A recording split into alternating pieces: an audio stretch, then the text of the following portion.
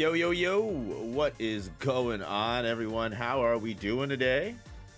How is life? I hope we are all doing well. I hope we are all doing great, living the best possible life that we always can be. What's going on? It is August 14th, 2025. It has been a while since we streamed. Yeah, let me see if I can fix this a little bit. Boom. Hope everyone's doing good. How is everyone doing today? I thought this would be a little bit of fun. Very chill stream, very simple. What could possibly go wrong? And especially because I already know the Pokedex lore for some of these Pokemon is going to be just ungodly. So,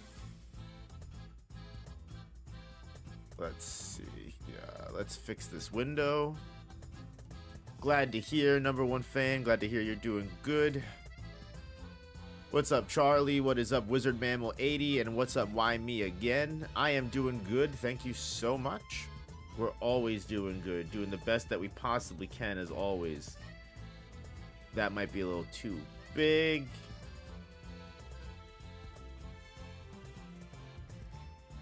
I think that should be good to where we can actually see everything going on. Let me know if the music is too loud. Let me know if I'm too low. Let me know what is going on. I think I actually might increase my gain just a little bit.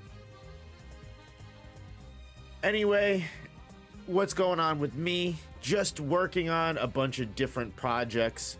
I have 110% done my best to work on this Jujutsu Kaisen Phantom Parade video, so I hope you guys are really excited for that. That will be coming out super duper soon. And now we're just moving on to a bunch of different things. What is up, Prodigy? Abusing my YouTube Premium? Hey, you gotta use it. Definitely, 110%. You know, I remember there was one time, I don't even know if I can talk about it. There was a time when they wanted creators to, like, help push YouTube Premium. And, like, it just was one of the worst, I think, sponsorship deals I ever saw in my entire life. And it wasn't like a scam. It was directly from YouTube, and it was just not it. It was just it was very insane to me. And so I said, no, I'm not gonna do this because I have self-respect. The world of Pokedex Pokemon is a different breed entirely. From going through the regular video game, everything is just very balanced and scaled, ready to go with evolutions and typings and moves and all that stuff.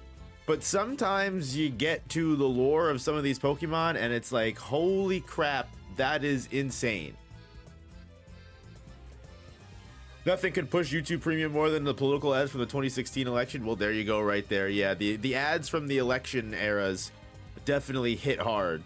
Not sure if you'll see this comment, but I've been a fan for a while and I recently got cheated on. Your content's been really helping me through this. Hey, you know what? I'm sorry to hear that, but you know what? Time heals all wounds. I know that's easier said than done, but you know what? Like, one thing that I was always told, and one thing I always try to go through is when you're down, always make sure you've got things to lift you back up, which is, you know, content, video games you might like, movies you may enjoy, just, you know, doing things that remind you of good times, doing things that make you happy, and that's what will get you through it 110%.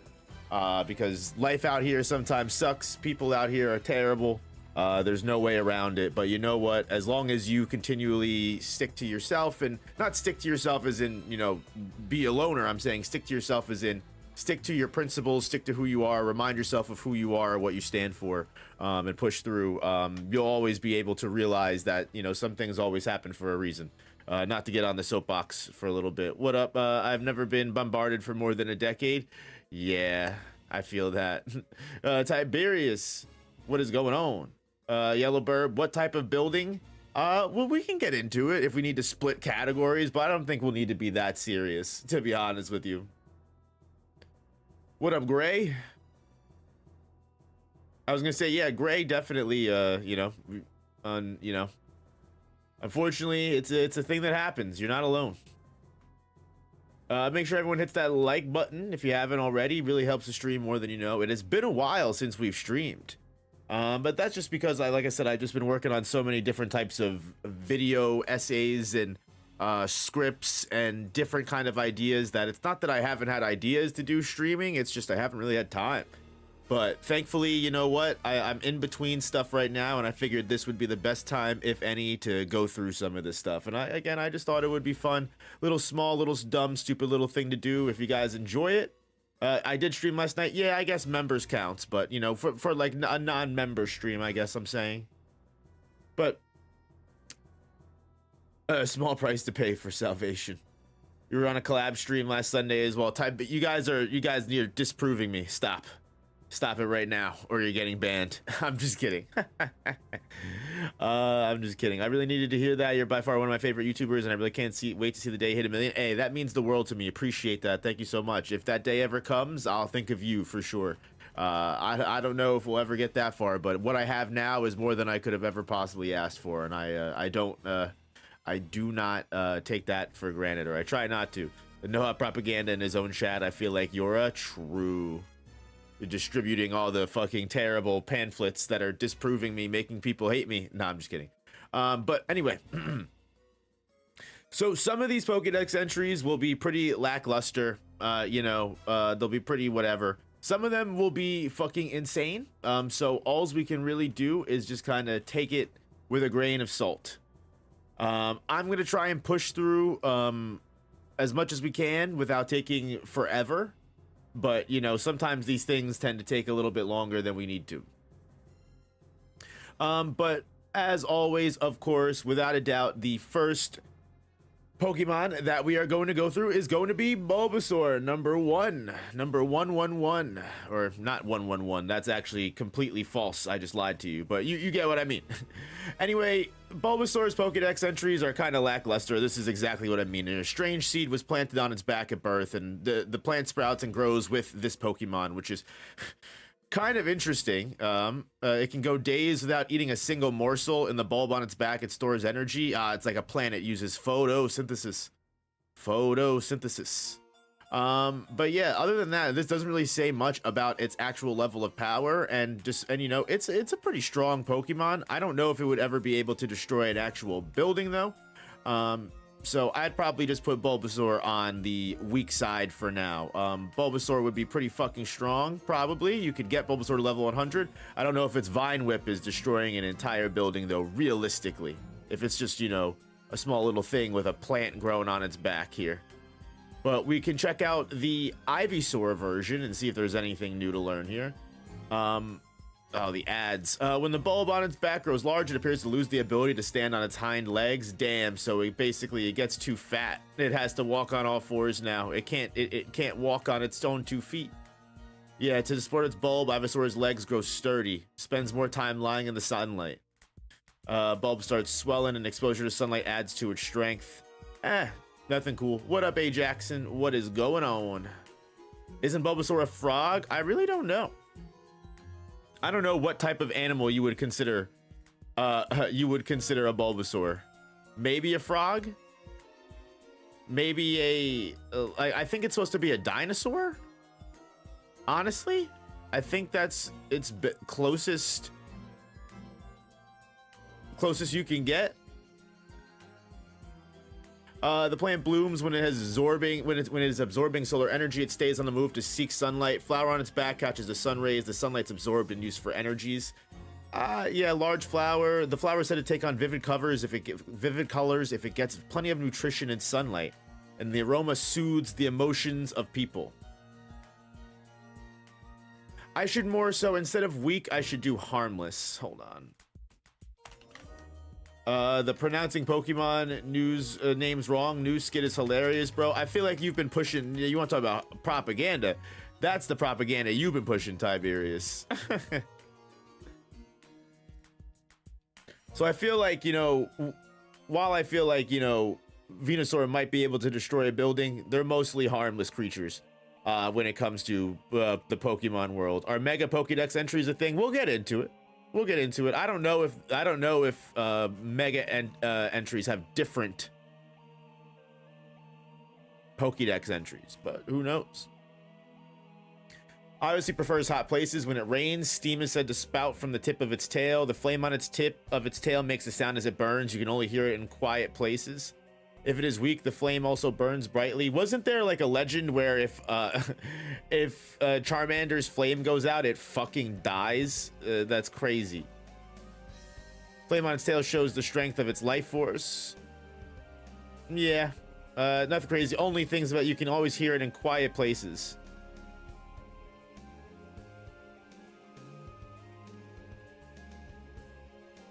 You refuse to watch a 2-minute skit. We might have to start a YouTuber beef over this. I just, it just hasn't came across my attention yet. I haven't had the chance to watch it yet.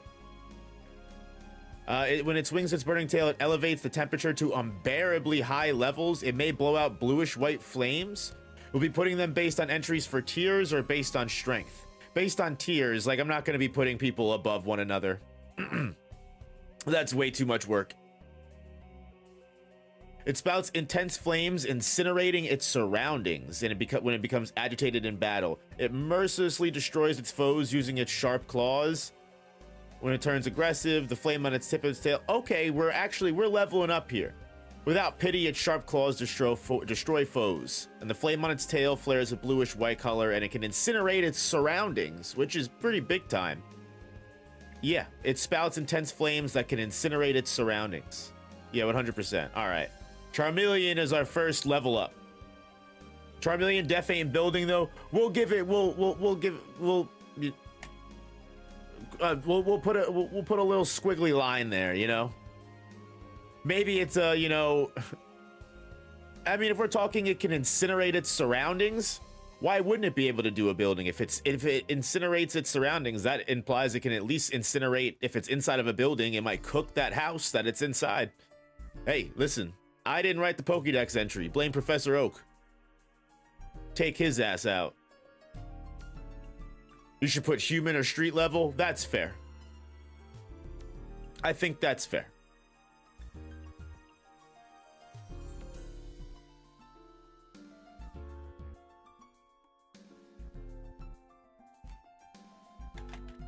You make a good point, Harvey.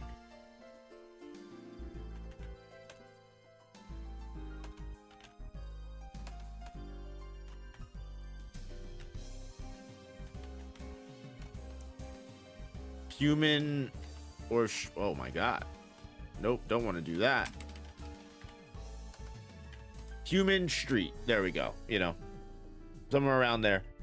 Cause a problem, it would cause a problem for a human or a street, you know. I mean, realistically, Charmander could probably cause a little bit of harm to a human just because it's based off of fire, but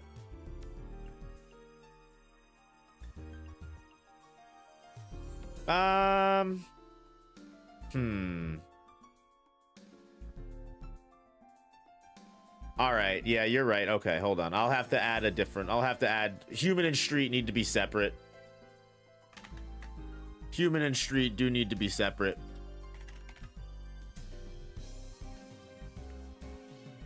It just has to be. Okay.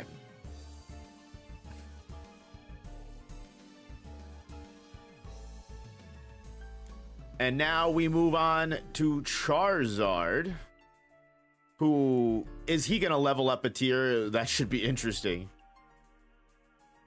Spits fire that's hot enough to melt boulders, has been known to cause forest fires unintentionally. When expelling a blast of super hot fire, the red flame at the tip of its tail burns more intensely. Breathing intense hot flames, it can melt almost anything. Its breath inflicts terrible pain on enemies. It uses its wings to fly high, and the temperature of its fire increases as it gains experience. Fire of such great heats that it melts anything. Anything. That's a big thing. Can raise itself up to 4,600 feet of altitude. Hot enough to melt boulders. Can cause forest fires.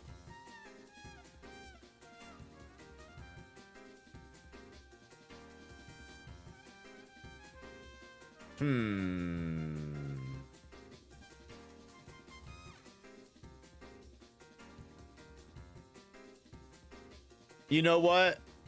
They do have mega Pokedex. Listen.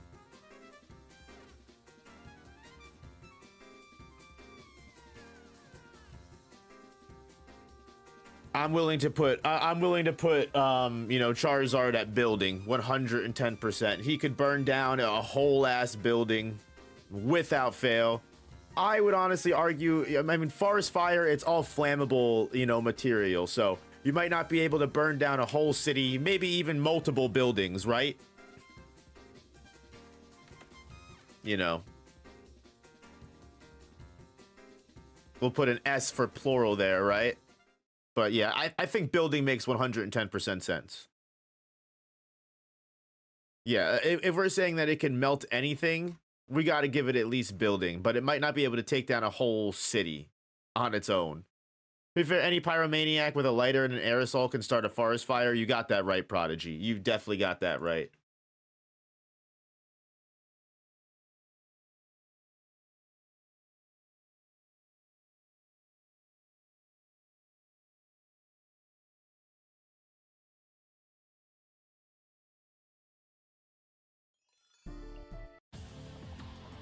Sorry, I was just fixing the music there. All right.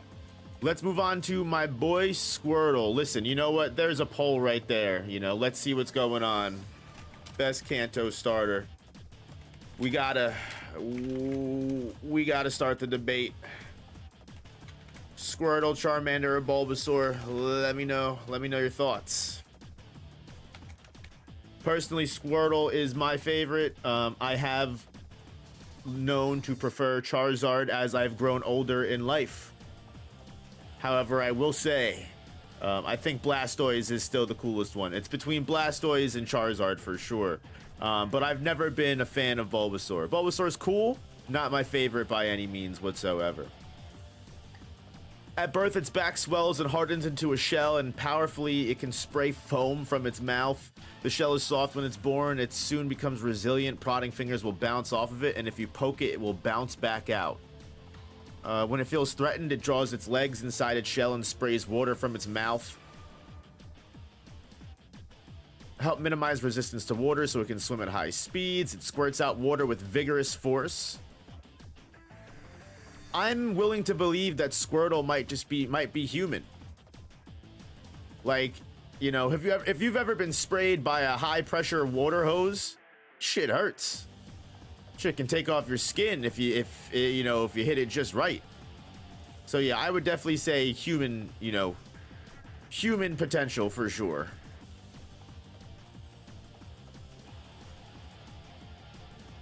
Let's check out Wartortle here. It's known for swimming very fast, and it moves its ears to maintain balance, but its tail will stick out a little bit. It's recognized as a symbol of longevity, making it quite popular among older people. Yeah, Wartortle is like a symbol of loyalty and longevity. I've known that. There's a lot of old farts in the video games that got Wartortles. Not much about it growing in power, though. Its tail is large and covered with a rich, thick fur and becomes increasingly deeper in color as the Wartortle ages. So the scratches on its shell are evidence of this Pokemon's toughness as a battler. Yeah, no, this one, no level up, unfortunately. We're just gonna stick at, you know, human potential based off of its high-pressure water gun, but other than that, ass cheeks. Damn, no votes for Charmander is crazy. I'll be completely honest with you.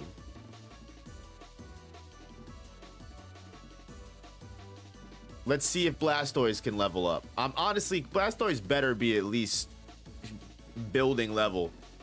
A brutal Pokemon with pressurized water jets on its shell. They are used for high-speed tackles. It blasts out water with even more force than a fire hose. Yikes. I don't think it's gonna get any better than human level here, unfortunately, guys. Makes itself so heavy it can withstand the recoil of the water jets it fires. The rocket cannons on its shell fire jets of water capable of punching holes through thick steel. Oh shit, nope, here we go. We leveled up in silver, baby. Through thick steel is crazy. All right, we are definitely at least street level. We aren't destroying an entire building, probably. but we could definitely break through a fucking street. I'll take that. The water spouts are very accurate. They can shoot bullets with enough accuracy to strike empty cans from a distance of over 160 feet. That's actually a pretty fire trait right there. These Pokedex entries are definitely sometimes very interesting. Can punch through thick steel. Yeah, can punch through thick steel is repeatedly mentioned throughout most of its Pokedex entries. The cannon, a Mega Blastoise's cannon on its back is as powerful as a tank gun. God damn. Mega Blastoise is an upgrade, clearly. Sheesh. Next up is Caterpie, which I really don't see Caterpie doing much, right? Its short feet are tipped with suction pads to tirelessly climb slopes and walls and will release a horrible stink to protect itself. That's not even human level. It releases a horrible stench. It can devour leaves bigger than its body. Yeah, no, it's literally just like, it's like a skunk. It shoots fucking, you know, piss spray. It eats 100 leaves per day. Yeah, that stink is mentioned multiple times. Caterpies are smelly. I didn't know that. Metapod, I've got a pretty good idea how a Metapod can be harmful to a human. Vulnerable to attack while its shell is soft, exposing its weak and tender body. What up, Sakaizen? How we doing? Hardens the shell to protect itself. However, a large impact could cause it to pop out of its shell. At this stage, it can only harden. The shell covering this Pokemon's body is as hard as an iron slab. Sheesh. I mean, I feel like if you dropped an iron slab on someone's skull, you might be able to hurt them pretty bad. But I don't know if I'd be willing to give that a human level. Iron slab is pretty crazy, but how big is the slab, I guess, is a question. It probably wouldn't, I mean, it might be able to hurt you. Would it kill you? I don't know.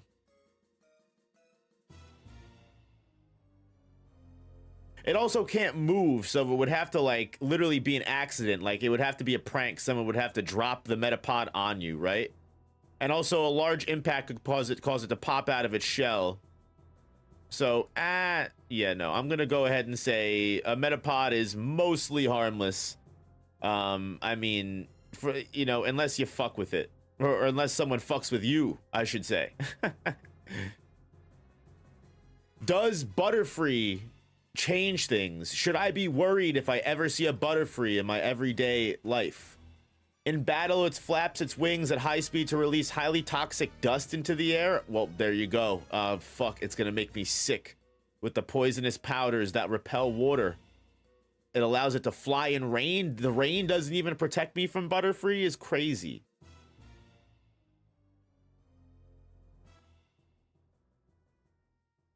Yeah, the fact that it can fly in rain is wild. The highly toxic dust is rough.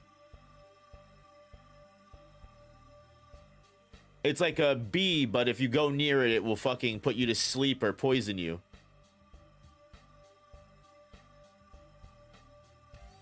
Yeah, definitely an issue to humans. Not a problem. Not good. Butterfrees could probably kill you. On accident, most likely. They're probably pretty peaceful creatures, but you wouldn't want to come across one and accidentally not realize that it has the potential to do so.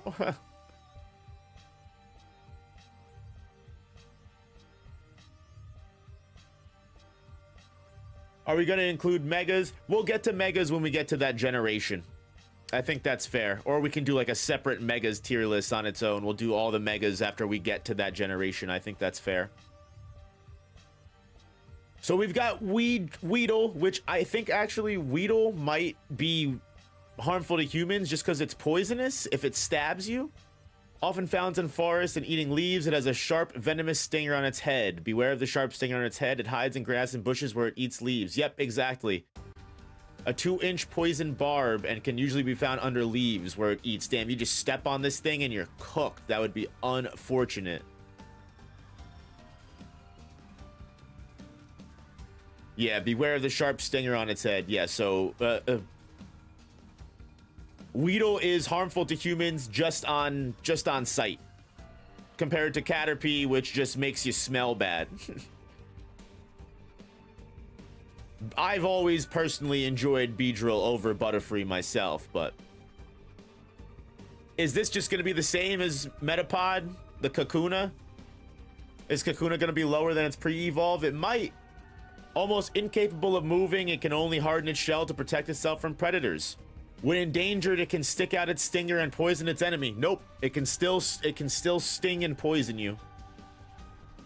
Kakuna remains virtually immobile as it clings to a tree. However, on the inside, it is extremely busy as it prepares for its coming evolution. This is evident from how hot the shell becomes to the touch.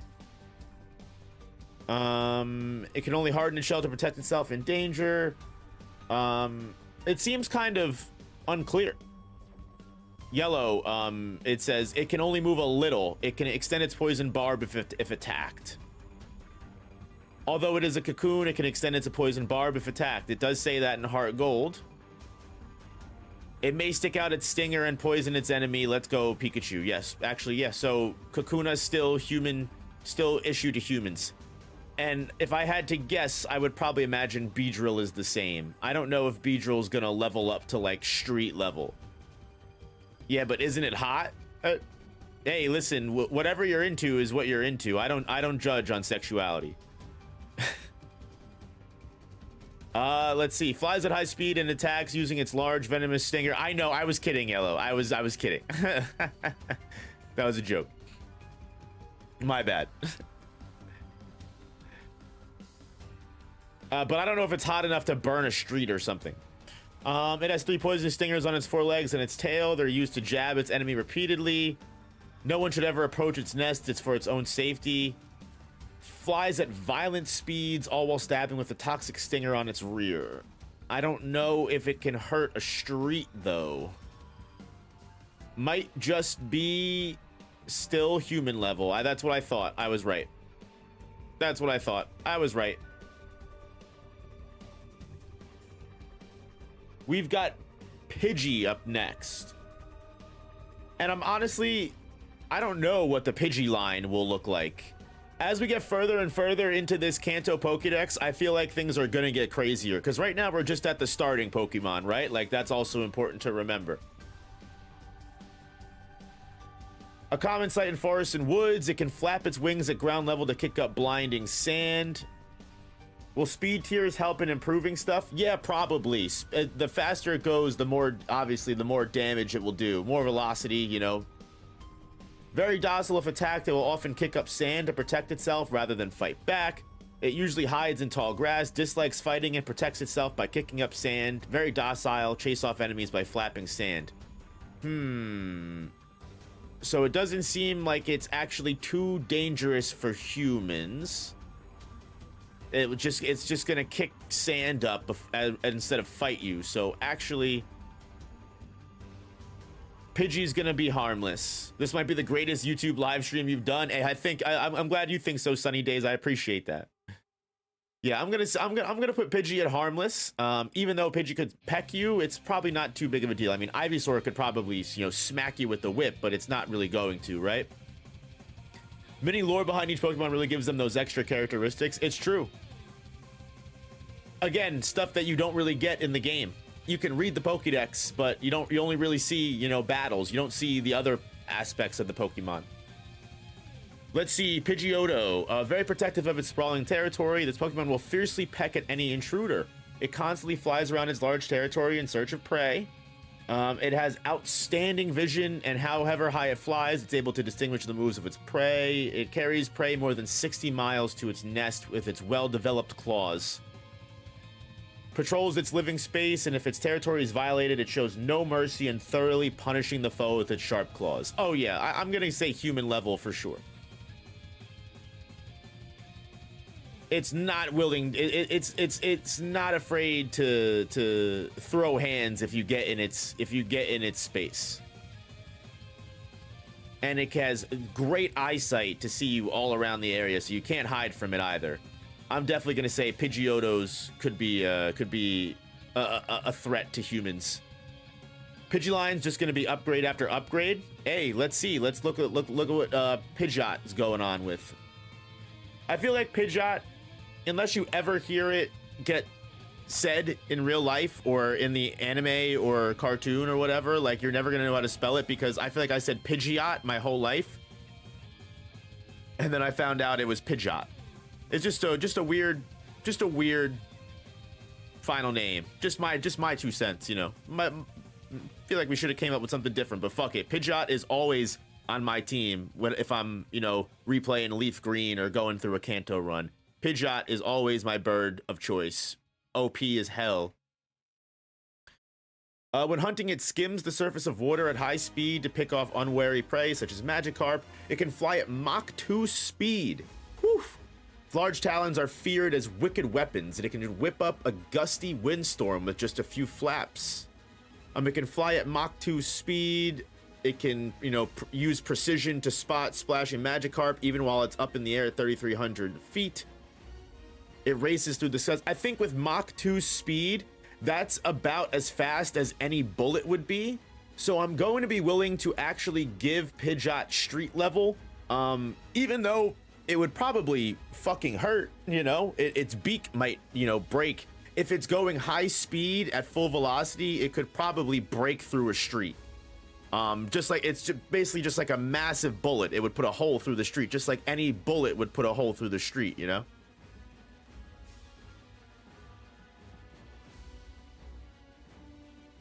So yeah, Mach 2 is about as fast as the fastest bullet. So definitely an issue for humans without a doubt. Probably, you know, give or take. I don't know if it would be full street level. I might be glazing Pidgeot a little too much, maybe, but still, you know.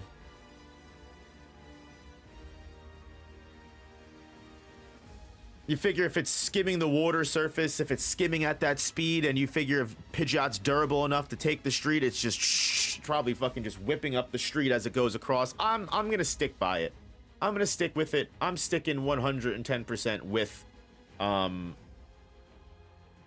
street level. I don't care if it's glazed. Sue me. Rattata def gonna be at least human. Hey, let's see. Rattata's next.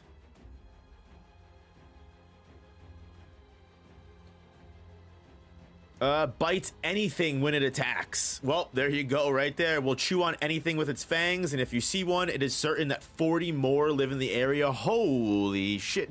So it's almost like if you see one, you're always going up against fucking a whole pack. I think that's important to note. Like, you're never just going up against one Rattata, right? Like, you're always dealing with a whole pack of them.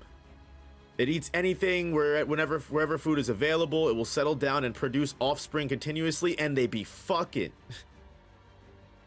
Ceaselessly scavenges for edibles the entire day. Rattata is cautious in the extreme. Even while it's asleep, it constantly listens by moving its ears around, and it's not picky about where it lives. It eats anything, cautious in the extreme. Its hardy vitality lets it live in any kind of environment. With their strong capacity for survival, they can live in dirty places without concern.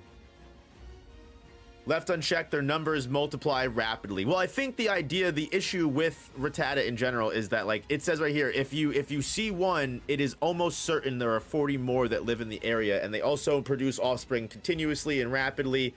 So, like, I'm willing to say, like, will you count variants like Alolan? When we get to the Alolan Dex, I will. But for right now, we're just going to stick with the original 151. I'm willing to put human for Rattata.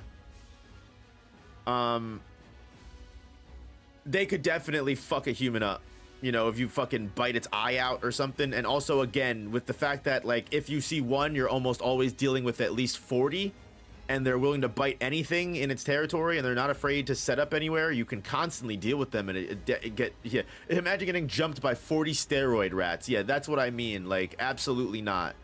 Human level without a doubt. And I want to see if Raticate is a big upgrade. It uses its whiskers to help maintain balance, and it apparently slows down if they're cut off.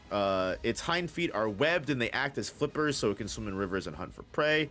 It can even topple concrete buildings by gnawing on them. Holy, well, I mean, there you go right there.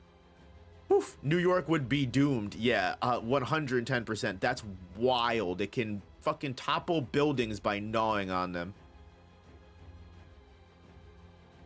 Its fangs never stop growing, so it gnaws to pare them down. It can chew apart cinder walls. This surprisingly violent Pokemon can gnaw away even thick concrete with ease.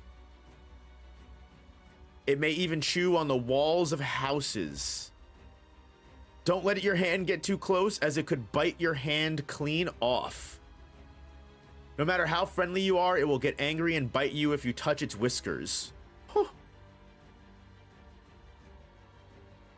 That's wild. I did not expect that Raticate would be fucking, would be building level. That's crazy. The Pokemon world is wild. That, like, you've got Blastoise, Charmeleon, and Pidgeot here, and then you've got Raticate, who's toppling buildings just because it's just chewing through it. It literally is the cartoon meme of the rat just chewing through the bottom of the building till it's the tiny little thing, and then it's just wild. Actually, you were 110% right about Raticate. Don't fuck with Raticate.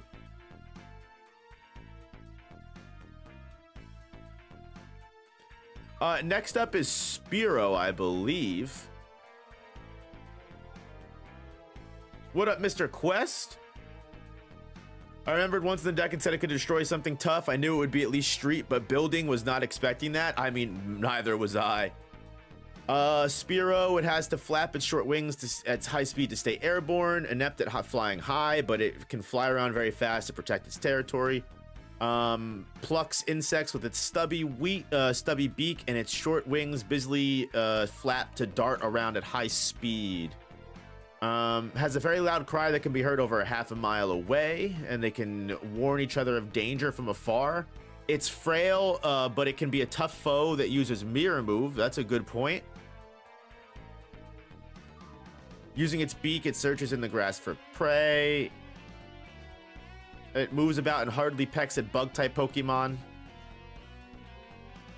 Its reckless nature leads it to stand up to others, even large Pokemon, if it has to protect its territory.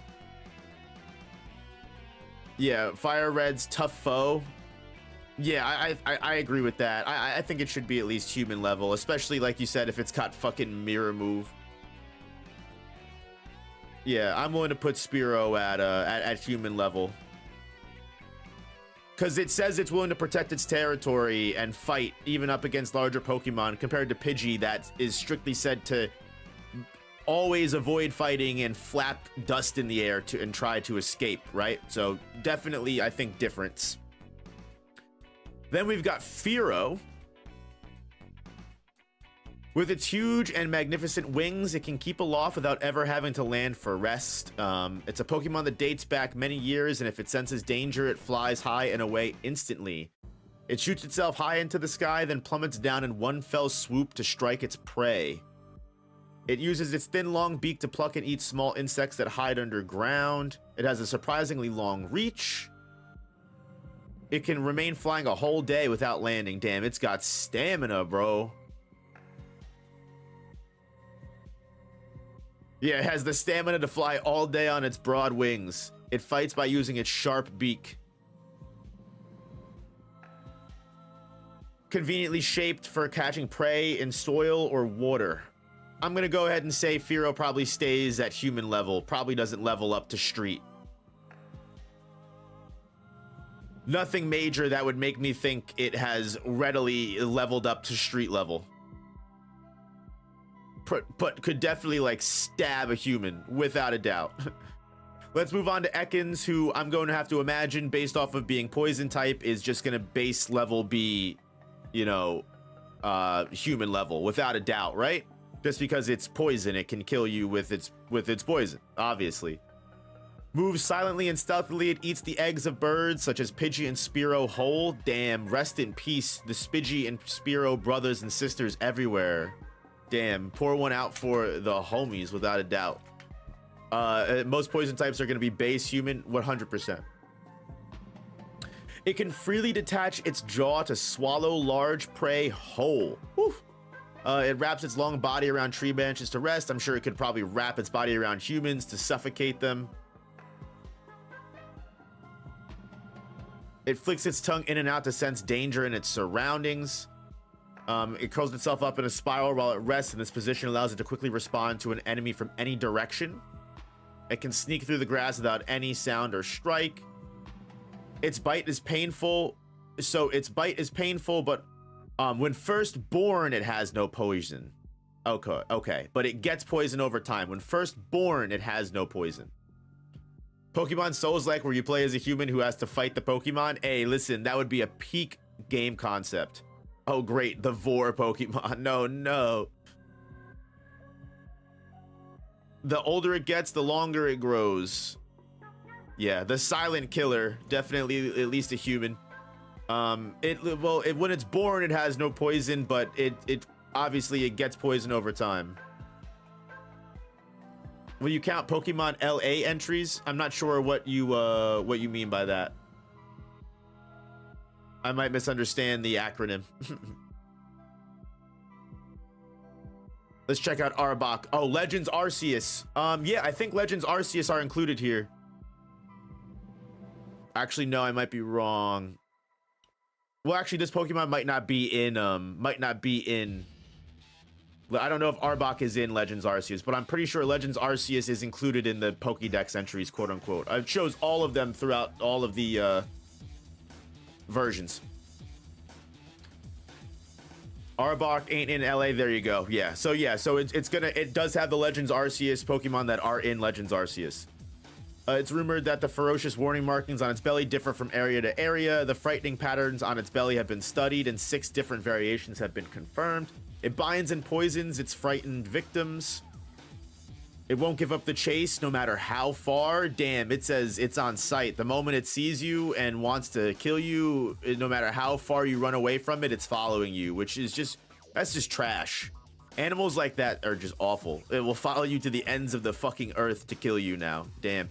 It can even flatten steel oil drums with the constriction of its body. Whew. It can even flatten steel oil drums I feel like that's at least street level, right? I feel like, right? If we can flatten steel, I think we should at least be street level. If we can get through steel, we should be able to break through concrete, right? So, yeah. Arbok actually does level up to street level. Maybe building level. Maybe, but I don't know if an Arbok would completely wrap around an entire building or a house, you know? I would have to say that's definitely my difference. While I would say that, you know, maybe possible, I think the steel oil drum is like, you know, its size probably matters a great deal too. Whereas Raticate is small, but it can chew through a whole fucking building and topple it. You know, there's the difference, I think, in my honest opinion. Whereas like Arbok would, you know, maybe building level, but maybe a Gigantamax one, but a regular one is a fair point. Yeah, I mean, again, if anyone wants to contest these points and say someone should be higher than the other, I wouldn't be too mad. This is all for good fun, you know. I wouldn't be too mad. I'm just surprised some of these Pokemon are actually getting as high as they are. Pikachu Lightning should probably be base human level, I would guess. When several of these Pokemon gather, their electricity can build and cause lightning storms is wild. If you yoink its tail, it will try to bite you. It immediately discharges the enemies stored in its pouches and in the pouches of its cheeks when it's angered. Whenever Pikachu comes across something new, it blasts it with a jolt of electricity. If you come across a blackened berry, it's evidence this Pokemon mistook the intensity of its charge.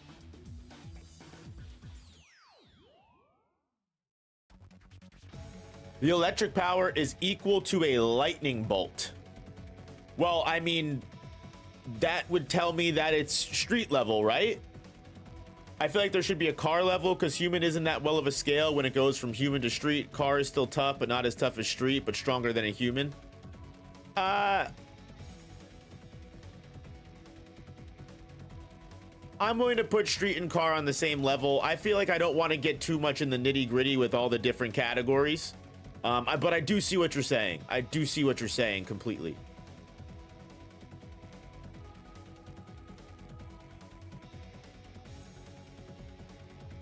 To be fair, if they can body a human, they can probably body a car. I feel like the latter. If they could probably body a car, they could probably body a street.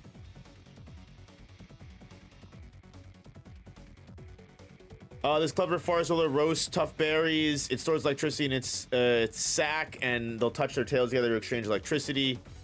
If it doesn't get enough sleep, it will only be able to use weak electricity. 90% of poison types ain't gonna beat up a car. Hey, listen, Arbok completely disproves that. It can literally constrict and destroy a, you know, it can completely constrict and destroy a car.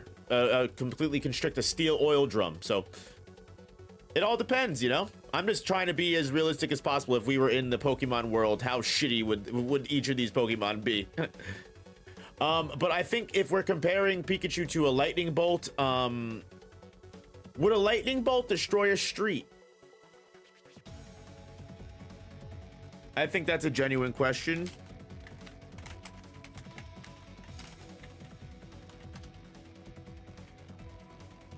A lightning bolt could definitely damage a street, potentially causing cracks, craters, or even explosions, especially if it strikes a wet area or spot with underground utilities. Oh yeah, 110%. So we're gonna give Pikachu street level. Pikachu insta jumps up to street level, which is crazy. I don't know, man. Kind of making me want to play Soul Silver again. Yo, listen. I love Pokemon. Pokemon will always be cool. I don't care what anyone fucking says. Pokemon is just like one of those perfect creations that you can't go wrong with.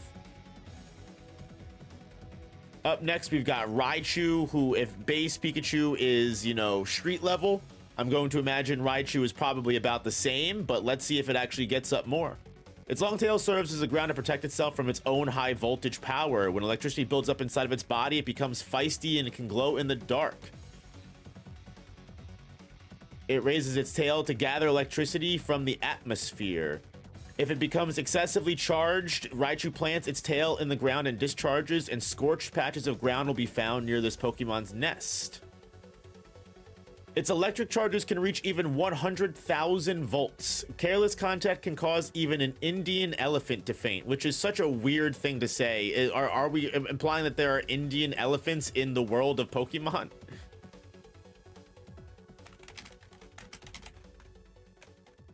How strong is 100,000 volts of electricity?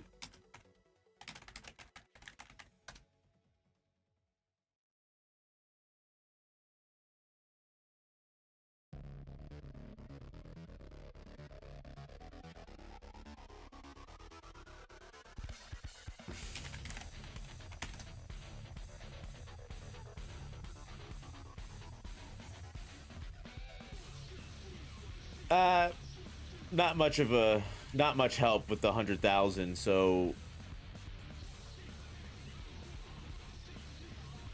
just confirm that in the region based on India, the elephants will be water type. I guess that's true. Fair enough, Gray. Good point. If electric pouches in its cheeks become fully charged, protecting it from getting shocked when it discharges electricity into the ground, instantly downing foes several times its size with its electricity. I'm gonna say this might actually stay street level, unfortunately.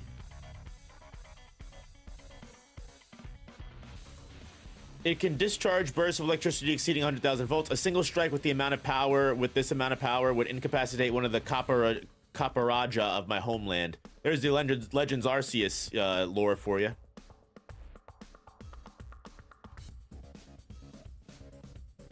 All right, fair. Yeah, no, it looks like Raichu's probably gonna stay street level, not gonna reach building. Which again, the fact that Raticate is building level just still absolutely blows my fucking mind. But we're kind of pushing through this. We definitely gotta try and push a little bit faster. Maybe we're 27 out of 151 so far. Got plenty to go in just one region. If we want to at least cover Kanto.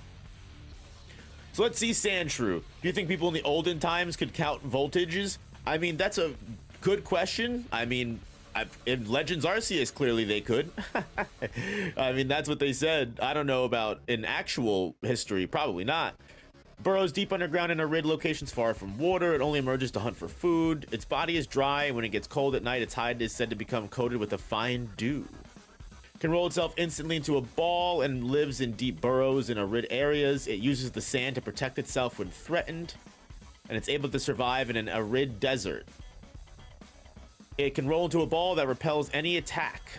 This Sandshrew might actually be pretty harmless.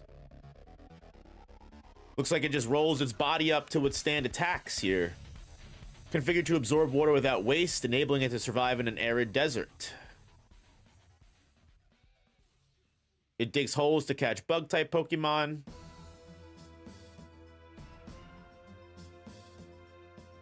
Yep, looks like Sandshrew is pretty harmless. For the most part. Wouldn't really worry if we saw a Sandshrew out in the wild. However, Sandslash, though. Honestly, you know what's the craziest thing about all of this? Is Sandshrew and Sandslash are like so short. Like, it's so funny when you play the game, you wouldn't expect Sandshrew and Sandslash to like be like 3 feet tall, but they're like literally the size of like a toddler, not even. They're so tiny. You forget they're based off of mice.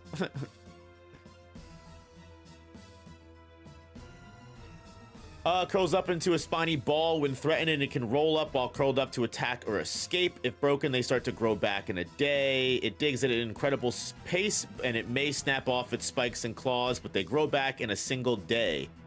It rolls into a spiny ball and then attacks its enemies from above. Once a year, those old spikes fall off, and they are replaced with new spikes. It also curls up to prevent heat stroke during the daytime. Pokemon will try to make its foe flinch by jabbing it with its spines. It then leaps at the stunned foe to tear wildly with its sharp claws. I'm going to go ahead and say Sandslash is probably at least, you know, very, very barely, you know, human level. Probably an issue. You probably wouldn't want to you know, get into a fight with one, you know, if you're just if you don't got any weapons or anything on you. I can see how a Sandslash might be a threat if you're unsuspected, but, you know, not too big of a deal, right? Can it shoot the spikes that can destroy buildings? Might have confused it with another Pokemon. Yeah, I don't see anything about that here. Its sharp spines inflict severe damage, but that's all it really says.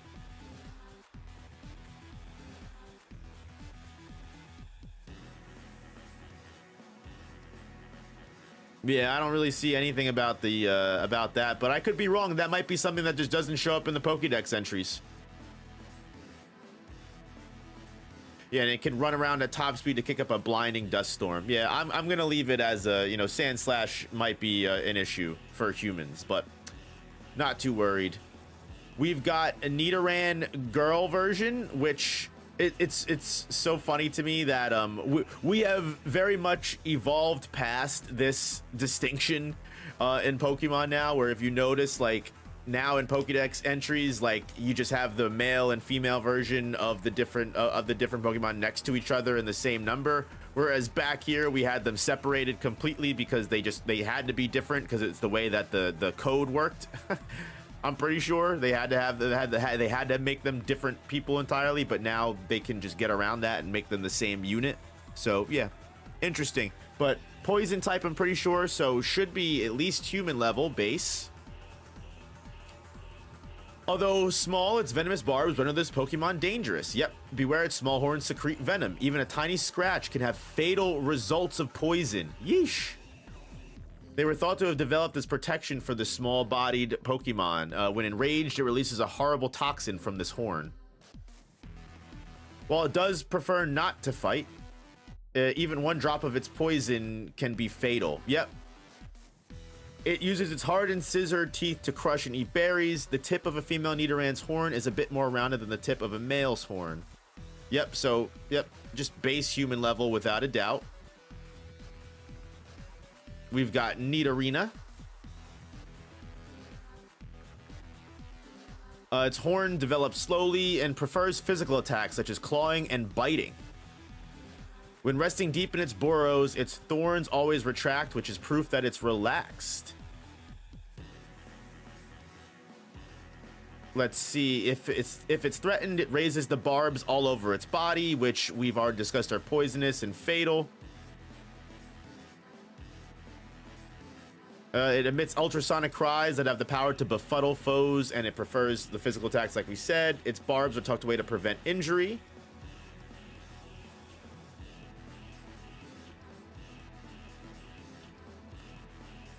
When it senses danger, yeah. So it looks like Nidorina is just gonna stay at human level as well. Nidoqueen is most likely gonna level up, I would imagine. Its hard scales provide strong protection, and it uses a hefty bulk to execute powerful moves. Tough scales cover the sturdy body of this Pokemon, and it appears that the scales grow in cycles. It never shows signs of shrinking from any attack. It uses its scaly, rugged body to seal the entrance of its nest and protect its young from predators. It is adept at sending foes flying with harsh tackles. This Pokemon is at its strongest when it's defending its young.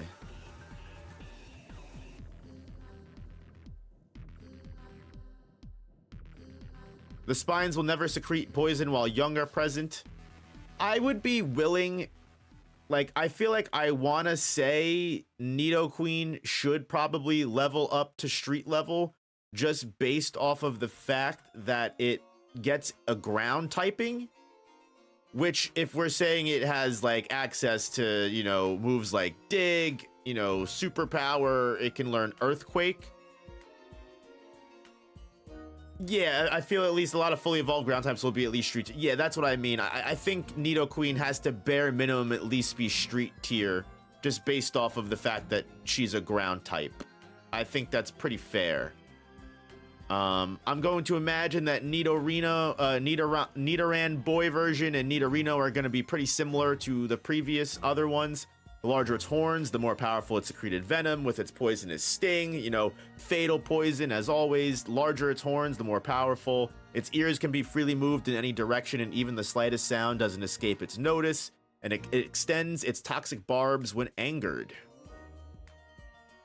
Yeah, so just base, you know, human. Nidorino might be different, might be stronger than Nidorina.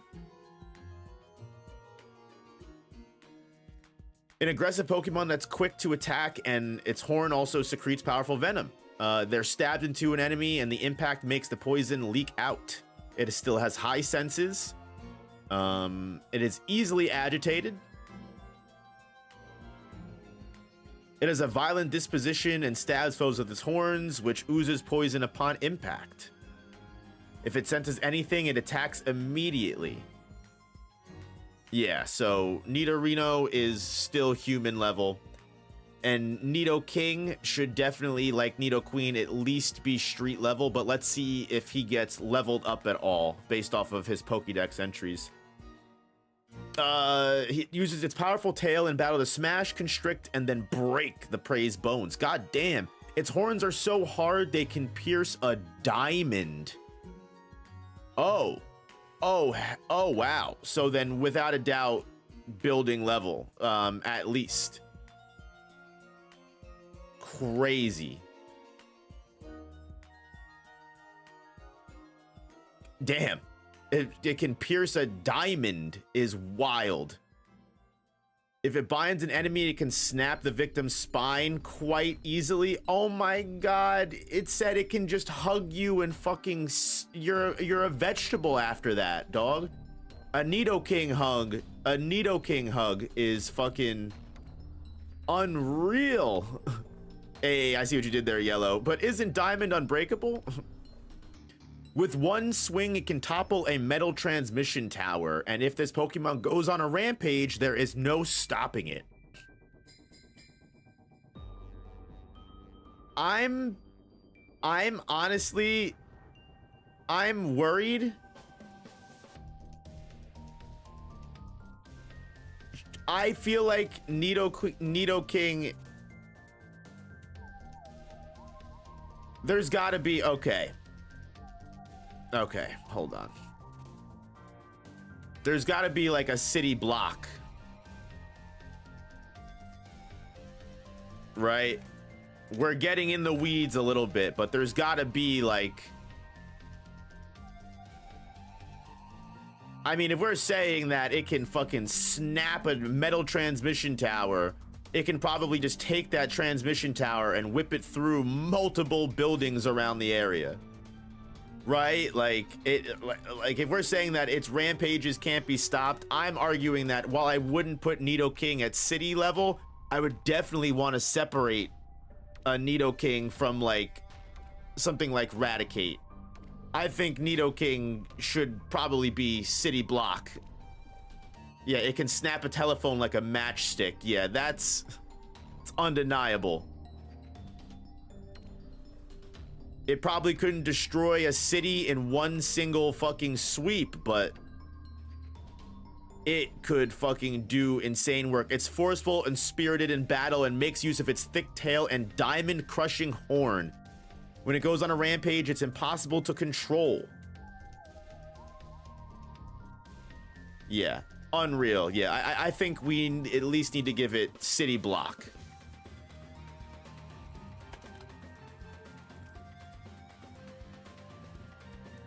Which would be scarier, a Nidoking or 50 hungry Raticates? I think we've established that either could be a fucking problem.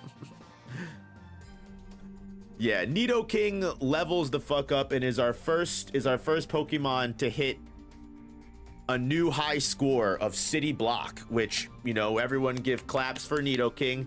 I think it's pretty fair to say that he definitely surpasses just mere building level. This Pokemon is destroying at least a block, you know, with like an earthquake compared to, you know, Nidoqueen.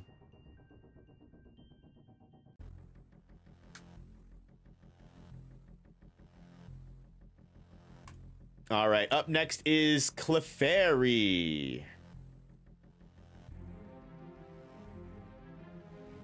It's magical and cute and appeal as many admirers. It's rare and found only in certain areas.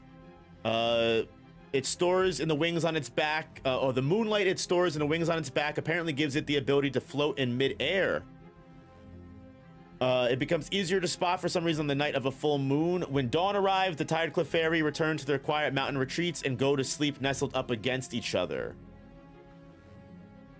So I think Clefairy is probably safe to say harmless, right?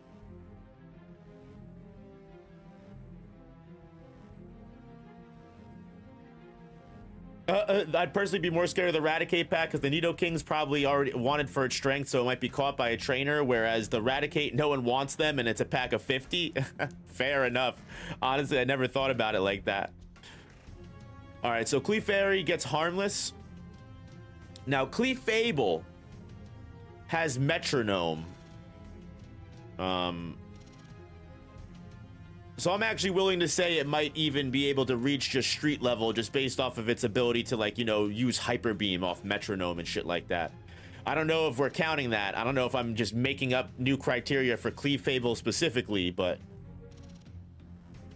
said to live in quiet remote mountains. This type of fairy has a strong aversion to being seen. Its bouncy step lets it even walk on water. It's known to take strolls. Nah, I'm just yapping. Don't listen to me. I'm gonna put this as harmless, same as the Clefable. Timid fairy Pokemon that's rarely seen and will run and hide the moment it senses people. Yeah, exactly. Let me stop. You know, a trained Pokemon, you know, in a Pokemon battle, Clefable is different from what we're just speaking about right now. So, yeah. And it runs and hides. So, yeah, I'm going to go ahead and say, yeah, Clefable can just stay harmless. Next up is Vulpix. who I think has just weird lore. Vulpix and Ninetales both have super weird Pokemon lore. At the time of its birth, it has just one tail, and the tail splits from its tip as it grows older. It is warm and cuddly. If it is attacked by an enemy stronger than itself, it feigns injury to fool the enemy and escapes. Damn, that's wild. During the daytime, when the temperatures rise, this Pokemon releases flames from its mouth to prevent its body from going too hot. It can freely control fire and make fiery orbs fly like will-o'-the-wisps. Just before evolution, its 6 tails grow hot as if on fire. It can control balls of fire. As it grows, its 6 tails split.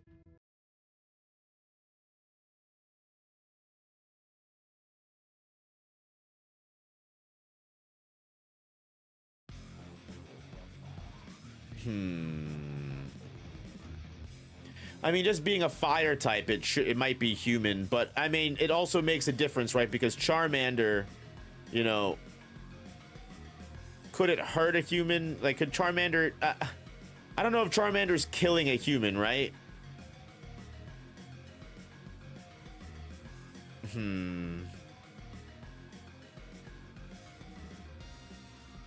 Might be changing this around a little bit. I might be changing this around a little bit. So, like, yeah, I think, like, harmless, mostly harmless. I feel like the Wartortle is also probably mostly harmless, right? Yeah.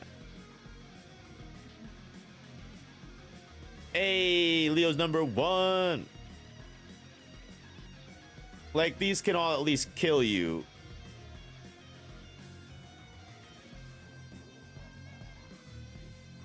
But Squirtle Shell Game, I don't think that's like taking a human out though, like out. I also don't know if a Spearow, I mean, I guess if a pack of Spearow are all coming at you and it's defending its territory, but I don't know if a Spear, I'll keep Spearow in human just because you could get unlucky if it gets like a kid. But yeah, I think that's fair, because just because Vulpix is releasing fire, like, is that fire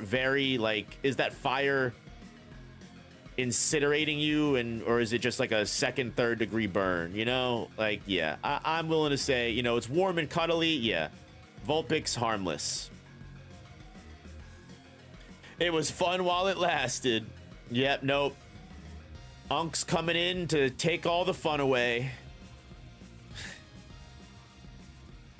Ninetales, very smart and very vengeful. Grabbing one of its tails could result in a 1,000-year curse. There's that weird lore I knew about. Well, Ninetales is definitely at least human. Squirtle did have high pressure water, but I don't know if that high pressure water is killing you, right? Like, is it high pressure water that it's completely ripping your flesh off? I don't know about that. Blastoise has like full water jets, you know, that can fucking, you know, bust through steel. Whereas, like, you know, Squirtle and Wartortle, they're just, you know, you're just getting hit by a hose, you know. I think it's a difference of how fast the water's coming out. Some legends claim that each of its Ninetales have its own unique type of special mystical power. I mean, you got that 1,000-year curse that would fuck you up. That's definitely human. Human level. It casts a sinister light from its bright red eyes to gain total control over its foe's mind. Plus, you can ruin your drip. That's a fair point. Pokemon said to live for 1,000 years with a 1,000-year curse. It can be imbued with mystical power. Can gain total control over your mind. Legend has it Ninetales came into being when 9 wizards possessing sacred powers merged into one. And it can understand human speech. It's vindictive and relentless by nature. Those who cross it even once will be cursed for 1,000 years. Yeah, yikes. It also has supernatural abilities to manipulate fire, and it can burn its prey to a crisp. Yeah, see, that's a little bit more, that's what I need to hear. You know, Ninetales definitely human.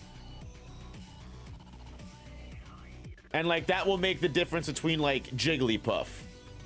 Wartortle spits water on the floor and you trip and your drip gets ruined and now you have a crack on your head. I guess that's fair. I guess you're not wrong. Jigglypuff, we were talking about Jigglypuff before, and I think that's important to note because now just putting people to sleep, it's very important to distinct. Like, even though, you know, Jigglypuff is putting people to sleep, you know, it begins a lullaby, a soothing melody that lulls its enemies to sleep.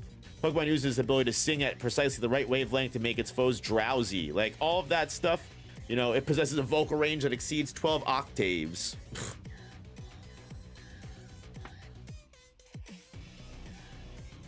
When this Pokemon sings, it never pauses to breathe, and if it's in a battle against an opponent that does not easily fall asleep, Jigglypuff cannot breathe, and it endangers its life. Damn, it can take itself out just doing what it knows best.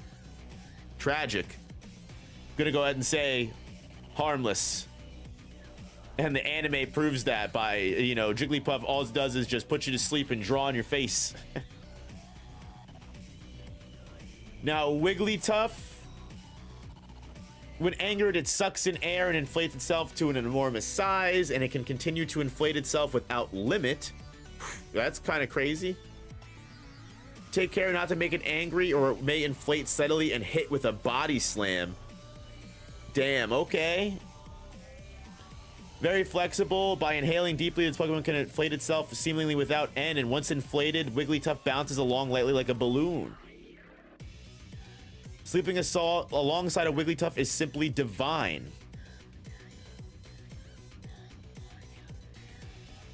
Is the body slam lethal?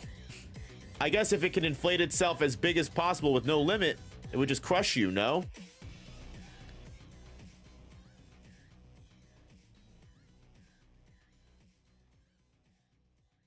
I'm trying to see.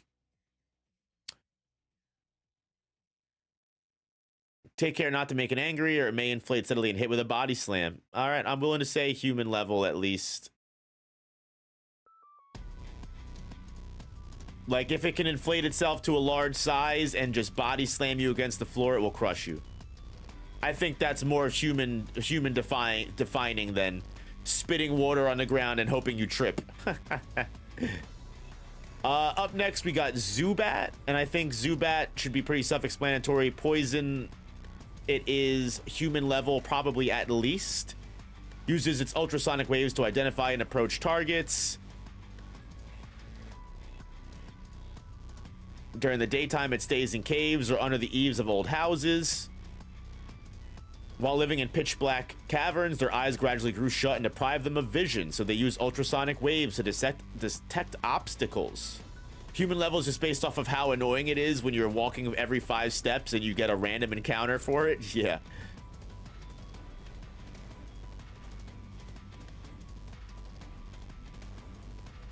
Even in tight caves, Zubat flies around with skill.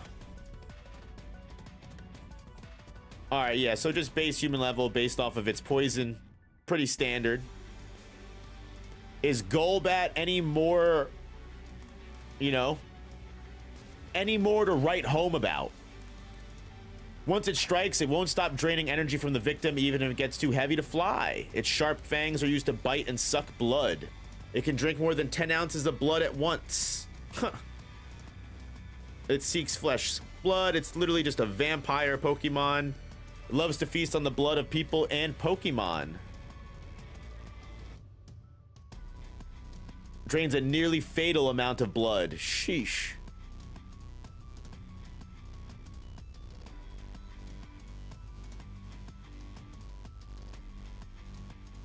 Every once in a while, you'll see a Golbat that's missing some fangs. This happens when hunger drives it to try biting a steel-type Pokemon. Well, there you go right there. Not any higher than human.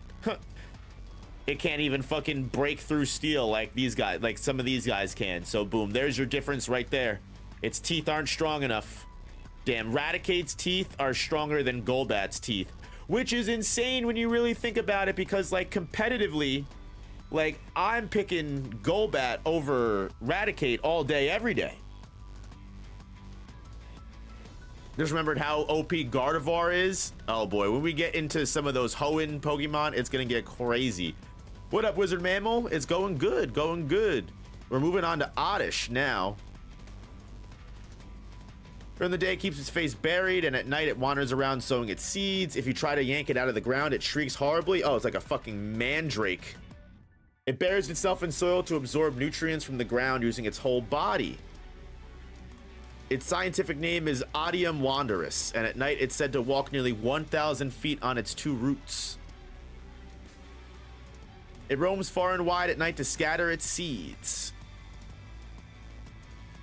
It may be mistaken for a clump of weeds. It's poison type, so it does get base human, but, you know, not that big of a deal. I'm curious if Gloom will level it up. Probably not. I'm going to imagine Gloom and Vileplume will probably stay, you know, probably stay both human level if I had to guess. Its nectar is used to attract prey, and the fluid that oozes from its mouth isn't drool. Oh boy. 1 out of 1,000 people enjoy sniffing its nose-bending stink. Oh god, it's one of those weird fucking smells that, you know, you have to be very special to appreciate. Does it mention poison? The Pokedex doesn't, but they're poison type. And if they can spread their aromas, then they can spread poison powder, just like Butterfree and all the other ones can.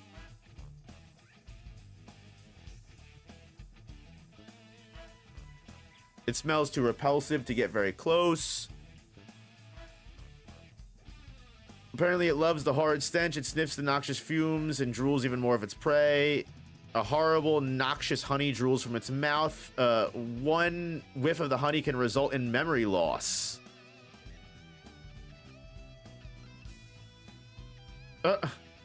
When faced with danger, its stench worsens, and if this Pokemon's feeling calm and secure, it does not release its usual stinky aroma. This horrid stench can cause fainting at a distance of 1.25 miles. Yeesh.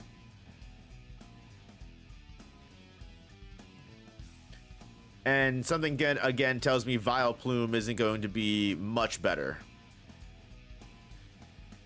The larger its petals, the more toxic pollen it contains.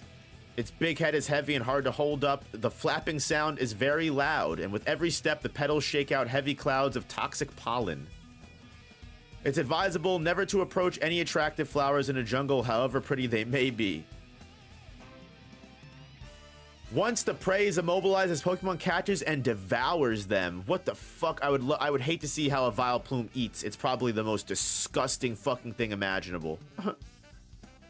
Its petals are the largest in the world. Yeah, just human level. Paris and Parasect, I'm gonna say probably the same. Actually, might not even be human level. Mushrooms on its back grow by drawing nutrients from the host. As its body grows, mushrooms sprout from its back. Has parasitic mushrooms growing on its back called Tochikaso, and they grow by drawing in large nutrients from the bug Pokemon host, and they're highly valued as medicine for extending life. What up, Crystal Bear? Burrows under the ground to gnaw on tree roots, and the mushrooms on its back absorb most of the nutrition. Sometimes seen at the foot of humid forests. Yep. Golbat's on the same tier as Rattata. Holy fraud. I know. Isn't this kind of weird how some of this fucking works? Like Nidoking is right now top tier.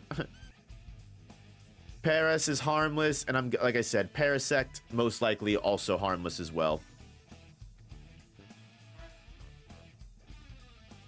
A host parasite pair in which the parasite mushroom has taken over the host bug. Prefers damp places. Damn, this is when parasite is when the parasite took over. Unfortunate. It scatters toxic spores from the mushroom cap, and in China, the spores are used as herbal medicine. Again, so weird to me that we're mentioning China and regular countries right now. Known to infest large trees en masse and drain nutrients from the lower trunk and roots. When an infested tree dies, they move on to another tree all at once.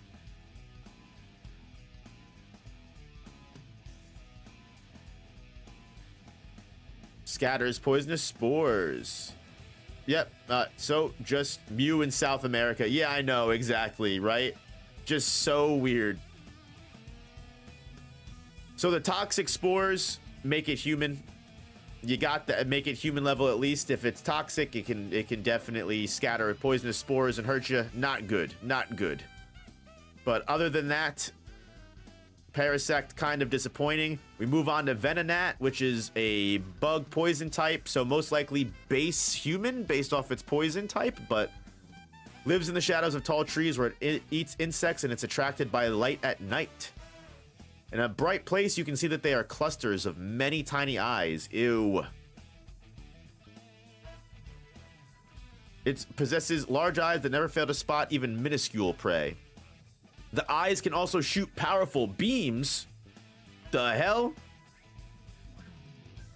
Yep, just more of it being, drawn in by light at night, and it has big eyes, and that its big eyes are a radar.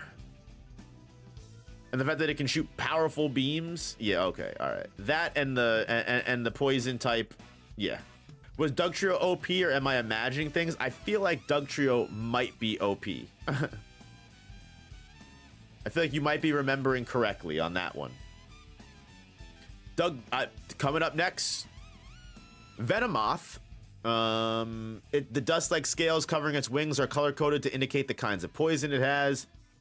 Its wings are hard to remove, and they also contain poison that leaks on contact, and it scatters. It flaps its large wings violently to scatter its poisonous powder all around.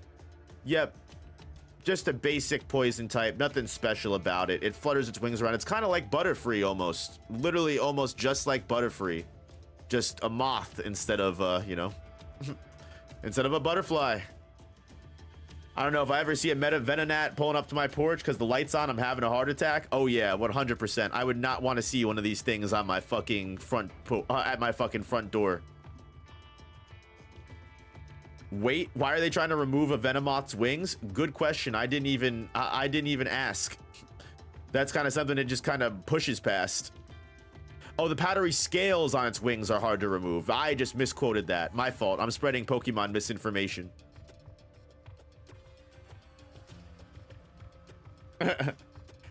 Diglett lives about 1 yard underground where it feeds on plant roots, and it sometimes appears above ground. It prefers dark places, spends most of its time underground, and though it can pop up in caves, it leaves the soil perfectly tilled and ideal for planting crops. It digs underground and chews on tree roots. It leaves raised earth in its wake, making it easy to spot. Digletts are almost always raised in farms. The reason's simple: wherever they burrow, the soil is left perfectly tilled. Well, that's awesome. That's actually really cool.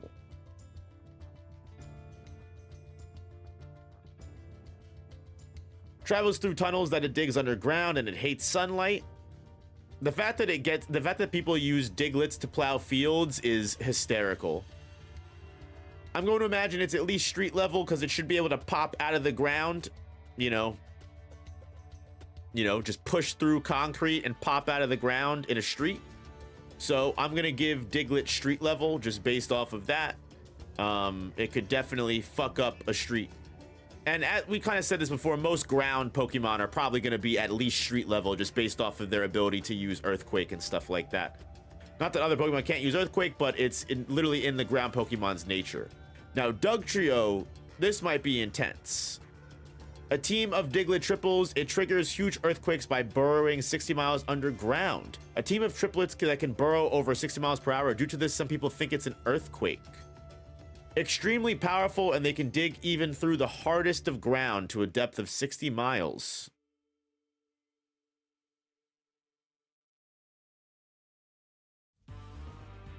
Extremely powerful.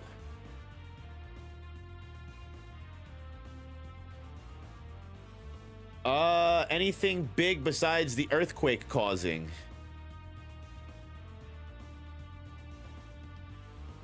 Nope, unfortunately not. I'm gonna go ahead and say we're just gonna stick to street level. I don't think Diglett is that strong. Deaf human? Well, I'm going to imagine Diglett can puncture through a street, right? Diglett can literally probably just boop, boop, boop, boop, like pick a headbutt and push through a street. So, street, car, that's kind of like the level that we're kind of at, right? Like let's just do that too. Let's add car. Street, car, same shit, whatever makes sense. I feel like Dugtrio is at least buildings. I mean, it says that it was able to cause earthquakes, but no reputable enough damage. Like, we don't know how high level those earthquakes are. Like, what magnitude are those earthquakes? It's not described.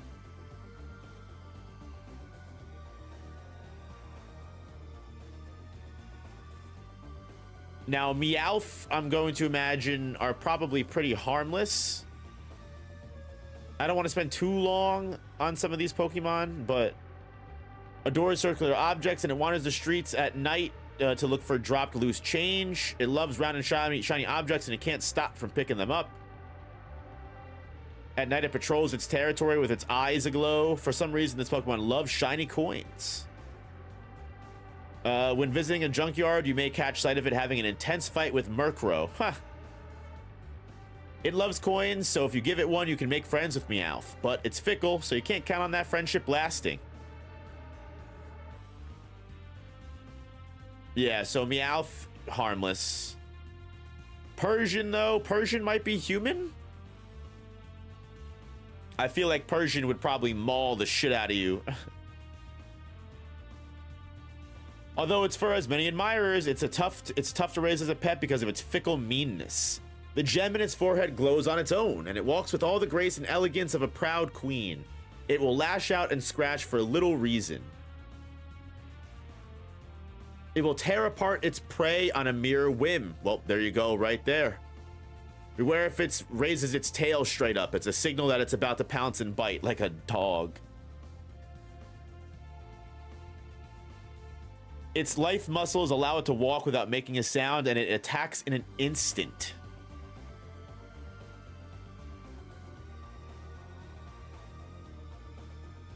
Yep. So I'm going to go ahead and say Persian is at least human level for sure.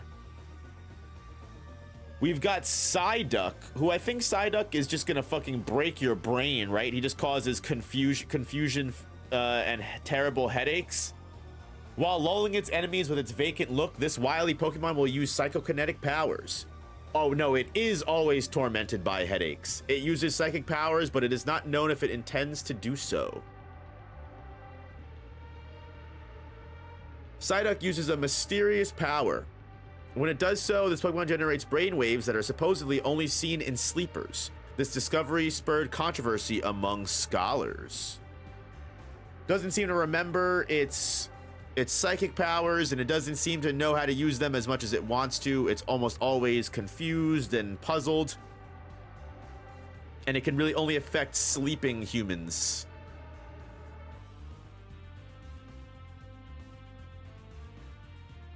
Yeah, so Psyduck, harmless. Golduck, however, Golduck might be an issue.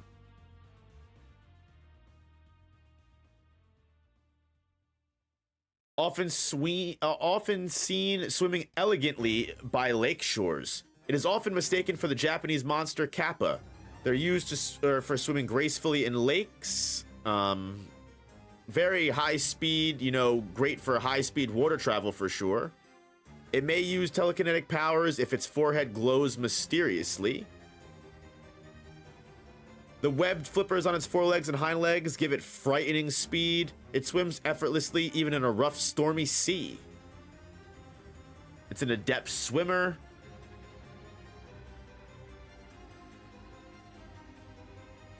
It is said that the red part of its forehead grants supernatural powers to those who possess one, so it was overhunted in the past.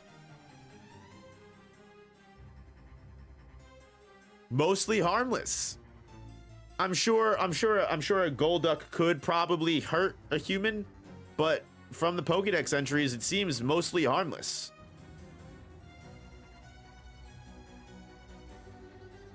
Yeah, the latent powers, it's mostly just the psychic powers when it gets a headache, right? And then up next, we've got Mankey, who I know Mankey is always willing to throw hands, but is it powerful enough to kill a human? I mean, if it beats the shit out of it, maybe. Extremely quick to anger, it could be docile one moment, then thrashing away the next. It angers easily and won't hesitate to attack anything. Groups of them will attack any handy target for no reason, and it's unsafe to approach if it gets violently enraged.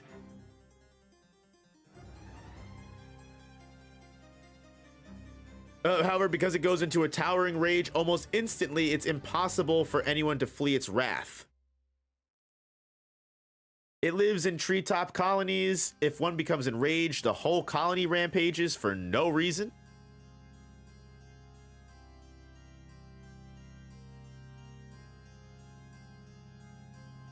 Yeah, I would say Mankey would probably fucking beat up a human for sure. It could probably cause some brain damage for sure, especially if you're getting hit by a whole pack of them. Kind of the same as the Rattata issue. You could definitely get, especially if you're a 5-year-old kid, it's knocking the block off that 5-year-old kid. Knocking the block. You've also got Primeape, who should be human level, but let's see if there's anything that buffs him up. Always ferocious and tenacious to boot, it will not abandon chasing its quarry until it is caught. It stops being angry only when nobody else is around. It chases anyone that meets its glare, even if it has to chase them to the end of the world. God damn, with the same thing with the fucking Arbok shit, man. And when it becomes ferocious, its blood circulation becomes more robust and its muscles are made stronger.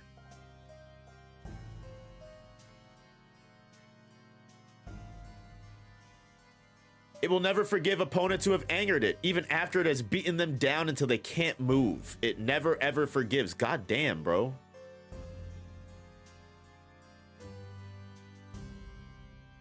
Still human level. Yeah, imagine going to the store and getting milk and you accidentally lock eyes with the Primeape. Like, ah, fuck, this is my whole day-to-day now. Tragic, man. It's just sad. It would just be fucking awful to have that happen. We've got Growlithe here. Very protective of its territory, and it will bark and bite to repel intruders from its space. It will bark fiercely at anything that invades its territory, and it fearlessly stands up to bigger and stronger foes. If it detects an unknown smell, it will roar loudly to force out the intruder. It tries to repel its enemies by barking and biting. It will fearlessly bark at any opponent to protect its own trainer from harm.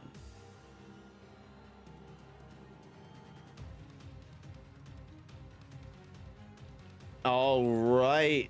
It will try to repel. So I don't think it's killing a human. I would imagine Arcanine, though, is a different story. Arcanine is most likely human level without a doubt. That thing is fucking murdering you. Mauling you apart. You're cooked. You're dead. Without a doubt. Pokemon that has been admired since the past for its beauty. It runs agilely as if it's on wings. Many people are charmed by its grace and beauty while it runs. Anyone hearing it can't help but grovel before it as it conveys a sense of majesty. It is said to be capable of running over 6,200 miles in a single day and night. And it is said to race at unbelievable speed and run agile as if on wings. Wild. I mean, just based off of its speed and its size, I'm going to imagine it could probably kill a human. Also, the fire typing. I think Growlithe is definitely a little bit more harmless, but I think Arcanine should at least be human level without a doubt. Without a doubt. All right, we're pushing through. We still got plenty to go, and I'm pretty sure, honestly, we're just getting stronger as we get to the final, you know, the final Pokemon here. Let me just calculate how many miles per hour it can travel. Yeah, good point. Thank you, Yellow. That's a good point as well. Well, let me move on to, and we can change it if we need to. We got Poliwag showing up, who its newly grown legs prevent it from running, and it appears to prefer swimming than trying to stand. I don't know if this thing is going to be even human level. Even sharp fangs bounce right off of it. Trouble walking on its newly grown feet. Machamp might break the current power system. That might be the case. I'm honestly kind of worried as we get to some of these stronger Pokemon. Yeah, Poliwag is going to be harmless. Poliwhirl and Poliwrath. Poliwhirl and Poliwrath aren't that much different, so I don't know. Capable of living in and or out of water, and it sweats to keep its body slimy. It uses its belly spiral to put the foe asleep. Damn, it uses hypnosis. It's like Jigglypuff, but with fucking boxing gloves. It'll throw hands. Staring at it gradually causes drowsiness. Because of the slippery covering, it can easily slip and slide out of the clutches of any battle.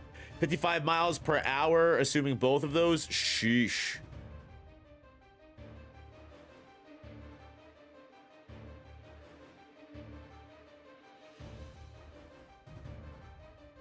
So that's about like as fast as a car. I don't know if it would bust through a street or a building though. It's I think human level makes sense. That would definitely fucking kill a human if an Arcanine went full speed right through you. Poliwhirl is harmless. It might put you to sleep, but no big worries. Now Poliwrath, unless those muscles are fucking busting diamonds like Nidoking, so far he's still the king, literally. Easily overtakes the best human swimmers. It can even overtake champion swimmers. Capable of crossing the Pacific Ocean just by kicking. However much brawny muscles never grow fatigued. However much it exercises, it is so tirelessly strong that it can swim back and forth across the Pacific Ocean without effort.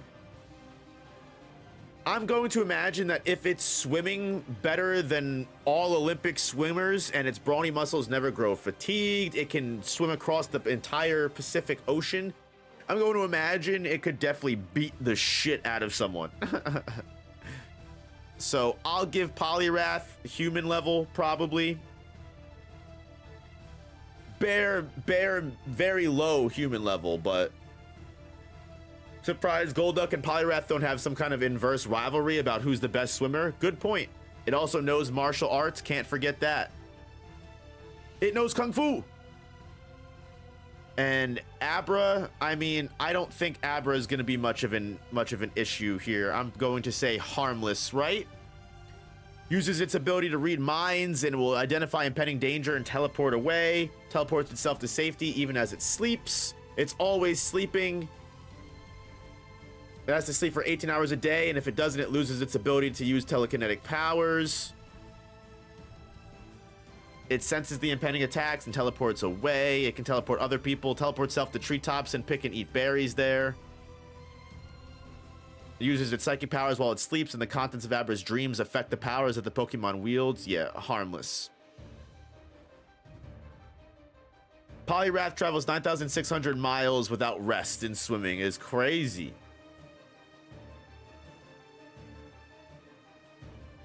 Kadabra might be human just because it can pick a human up, pick them up, and slam them on the ground to kill them. So it emits special alpha waves from its body that induce headaches just by being close by. Many odd things will happen if its Pokemon is close by. For example, it can make clocks run backwards. The more danger it faces, the stronger its psychic power, and it can emit alpha waves that even cause machines to malfunction. Only those with a particularly strong psyche can hope to become a trainer of this Pokemon. Otherwise, yeah, it just fucks with your brain, otherwise, and you just get hit with crazy headaches. It happened one morning, a boy with extrasensory powers awoke in bed, transformed into Kadabra. That's terrifying.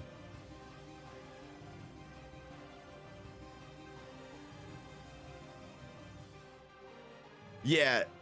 Kadabra definitely seems at least human level, without a doubt. Now, Alakazam. The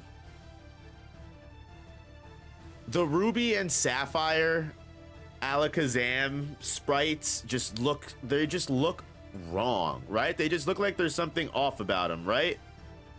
Like he just looks weird here. I don't know what it is, but he just looks weird. I can't put my finger on it.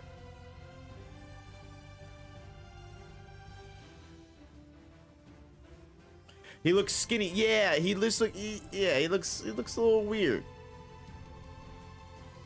Looks a little freaky deaky.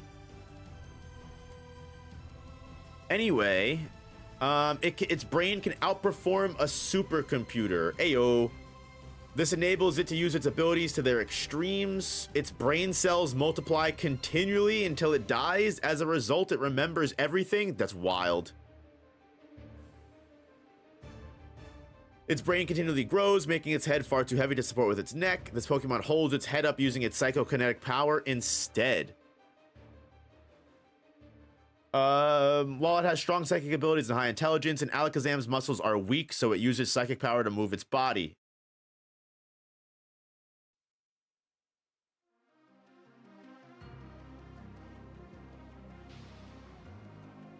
Our tests have shown that the strength of its psychic powers correlates positively to the weight of its head. Okay. Yeah, so yeah, human level for sure. Same as Kadabra. Welp. Here's a big moment here. The Machop line. What are we cooking with? Loves to build its muscles. It trains in all styles of martial arts to become even stronger. It passes time by lifting boulders. Sheesh. It trains by lifting rocks in the mountains and can even pick up a graveler with ease. How heavy is a graveler?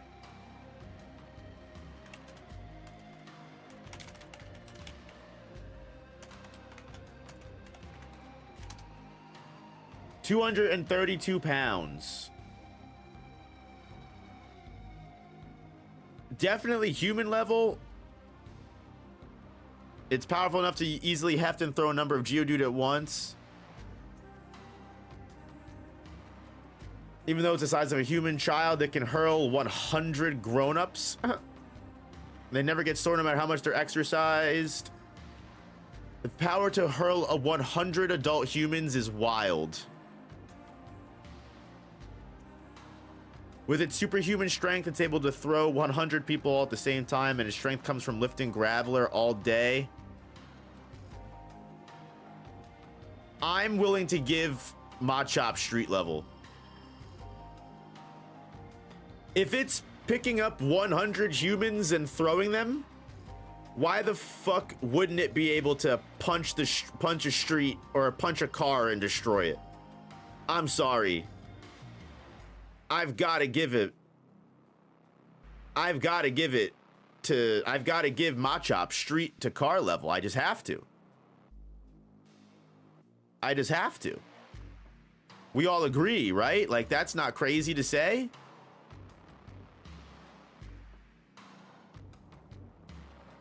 I think he could even be building level. Let's not go too crazy, but its muscular body is so powerful it must wear a power save belt to be able to regulate its emotions. We do still have 2 more evolutions. Very tough and durable. It never gets tired. It exudes an amazing sense of strength, and its muscles become thicker after every battle. Machoke's thoroughly toned muscles possess the hardness of steel. It can easily aloft a sumo wrestler with just 1 finger. Wow. Machoke's boundless power is very dangerous.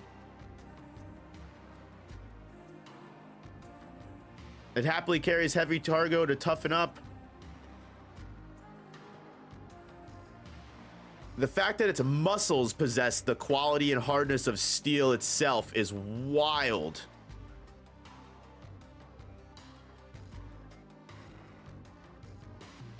Loves training above all else, and voluntary assist with tasks such as construction and clearing land. I'm gonna go ahead and put Machoke at building level without a doubt.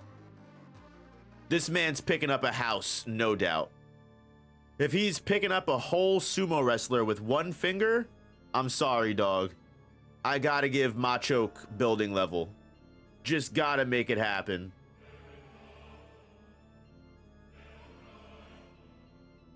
Machamp, are you joining the city block team with Nidoking? Let's see here. Can we do it, Machamp? Using its heavy muscles, it throws powerful punches that can send the victim clear over the horizon. 1 arm alone can move mountains. Oh yeah.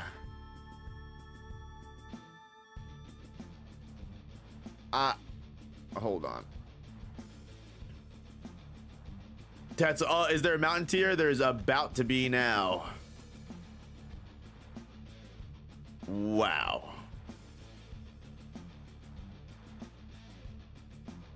Damn, it can move mountains with 1 hand. I was about to say, sending someone over the horizon, a lot of power scaling people in the community think that clearing a horizon is a mountain level feat. I don't know how much, you know, truth comes from that, but listen, holy hell, it can knock a train flying with one punch. I mean, it can launch a flurry of 1,000 punches in 2 seconds? Holy shit. It unleashes megaton level punches that send opponents flying clear over the horizon.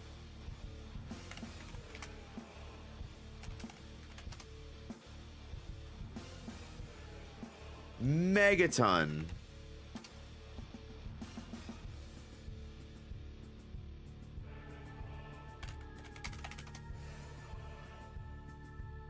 Crazy.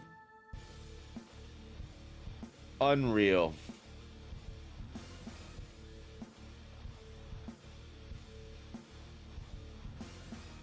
So, yeah.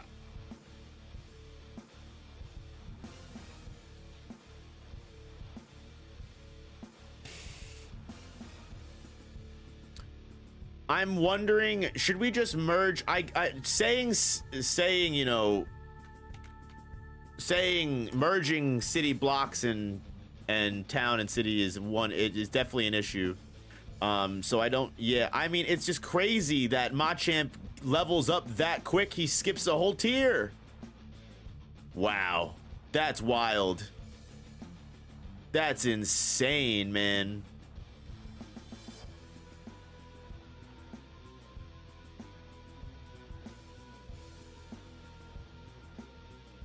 What, let's see, how heavy is your average building?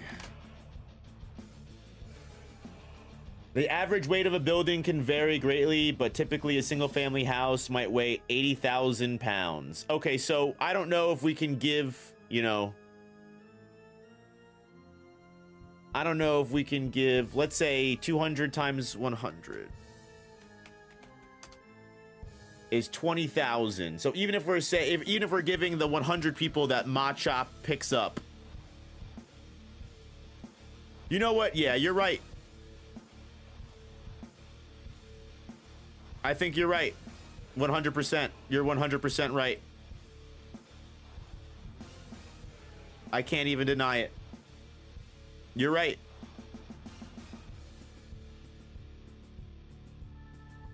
Machoke is high building, not quite city block yet. I mean, if one finger is holding a sumo wrestler, we have to imagine that. Yeah, I think Machoke gets to city block. I think so. I think so.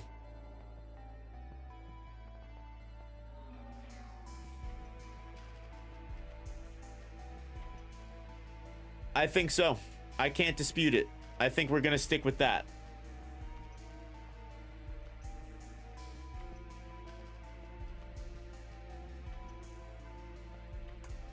Let's move on to Bellsprout, which I guess might be human just because of its poison, but a carnivorous Pokemon that traps and eats bugs. It uses its root feet to soak up needed moisture. Our carnivorous Pokemon that traps and eats bugs. Its blood looks like a human face. Bellsprout's thin and flexible body lets it bend and sway to avoid any attack, however strong it may be. From its mouth, this Pokemon spits a corrosive fluid that melts even iron. Well, there you go, right there. No longer Wimp Boy anymore. Bellsprout just fucking skipped its way up to street level. It melts the corrosive acid that gets through steel. There you go, right there. Boom. That's crazy. That's why you gotta read every fucking... that melts even iron, I'm sorry. Either way, still fucking wild. Yeah, the melting iron just leveled it up big time. Like, in what world are we that Bellsprout is all the way up here and we've got like things like Arcanine, Venusaur? Like, it's just, it's so funny to me. This tier list is crazy.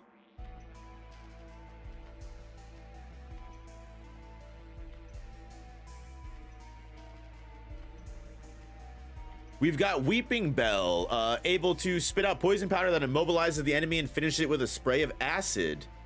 Its hapless prey is melted by the strong acid, which is just crazy. Slices up the victim with sharp leaves. Weeping Bell is just even more deadly. Probably doesn't get any better than street level, but just has even more ways to kill you. At night, the Pokemon hooks onto the tree branch and goes to sleep, and if it moves around, it may wake up to find itself on the ground.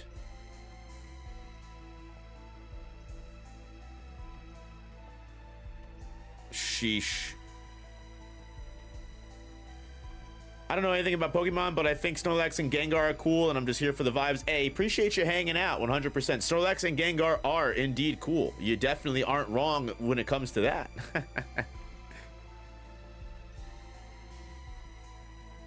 It's still crazy to me that that Bellsprout and Weeping Bell just leveled up all the way to streetcar level just based off of the acid they spit. Fucking unreal. Snorlax is planted because it just needs to jump. Jumps once and the planet is cooked. All right, we've got Victory Bell here, the final evolution. Said to live in huge colonies deep in jungles, although no one has ever returned from there. Swallowed whole, the prey is melted in a day, bones and all. Oh my god, and that's crazy to think that James from the anime is getting almost eaten by this thing almost every day, bro. He is seconds away from death every single fucking waking moment. Has a long vine that extends from its head, and this vine's waved and flicked about as if it were an animal to attract prey. When the unsuspecting prey draws near, the Pokemon swallows it whole, which is really an acid. It pulls in its mouth a fluid with a honey-like scent, which is really an acid that dissolves anything. Acid that has dissolved many prey becomes sweeter, making it even more effective at attracting that prey. Once ingested into this Pokemon's body, even the hardest object will melt into nothing. The fact that it says the fact that the acid says it will dissolve anything makes me kind of want to level Victory Bell up to building level. But I don't know if Victory Bell got the range like that to spit a bunch of acid over a whole building like that. But honestly, the level up of acid might actually be enough to get Victory Bell at building for me. Very small building, probably. Maybe like a shed.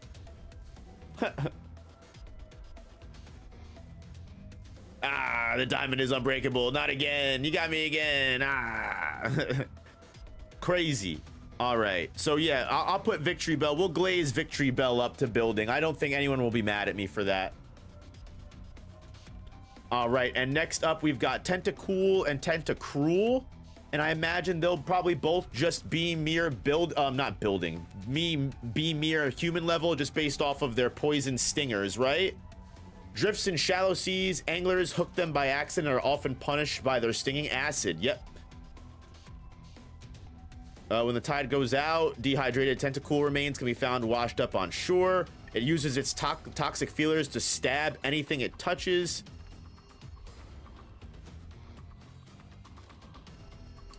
It absorbs sunlight and refracts it using water inside its body to convert it into beam energy. The Pokemon shoots beams from its crystal eyes. God damn.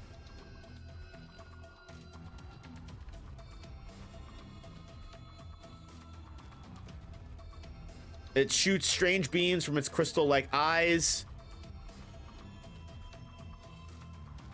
If you get bitten or stabbed by its toxic tentacles, rush to the hospital.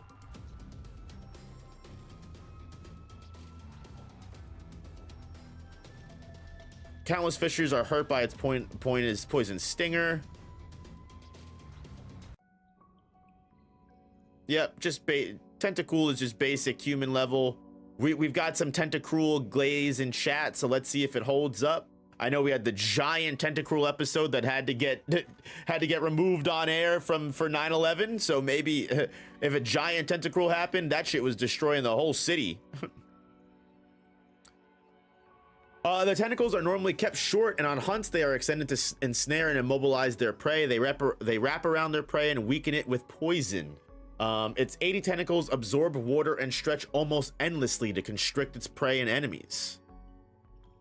It extends all 80 of its tentacles to entrap its opponent inside a poisonous net. The orbs glow before lashing the vicinity with a harsh ultrasonic blast, and this Pokemon's outburst creates rough waves around it.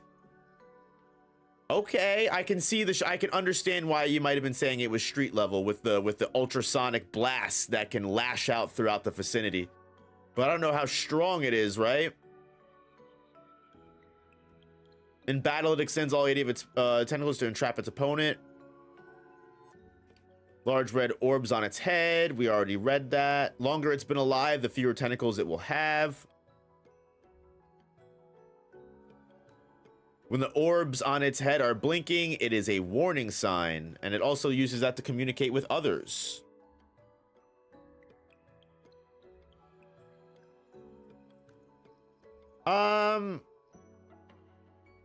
You know what? Potentially streetcar, I could see it with the ultrasonic waves that lash out all around it. I mean, that's the exact kind of logic we used for Charmeleon, right? When we said Charmeleon incinerated its surroundings. Having an ultrasonic wave that lashes out at its entire vicinity, like it's basically an AoE, you know, big fucking ultrasonic blast. I'm willing to say that would damage a street or a car. I'm willing to give Tentacruel the street level. I'm feeling nice. I'm feeling nice. I don't know if the other ones can feel the same. I don't know if Geodude and Graveler are gonna get the same treatment, but hey, let's see.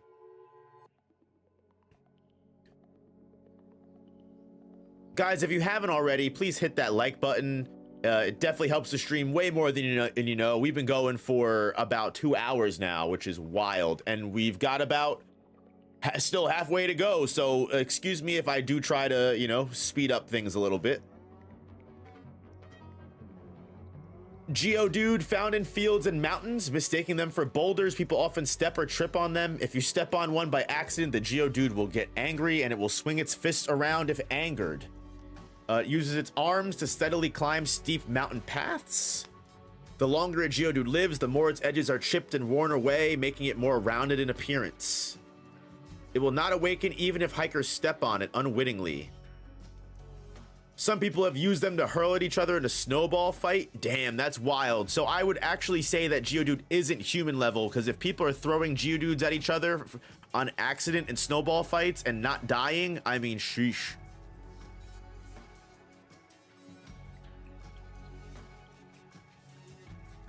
Carelessly stepping on it will make it swing its fists angrily. Pretty harmless indeed. I completely agree.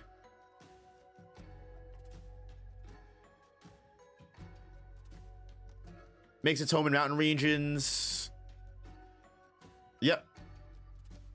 So why don't we have an ice Geodude then? That's a good question.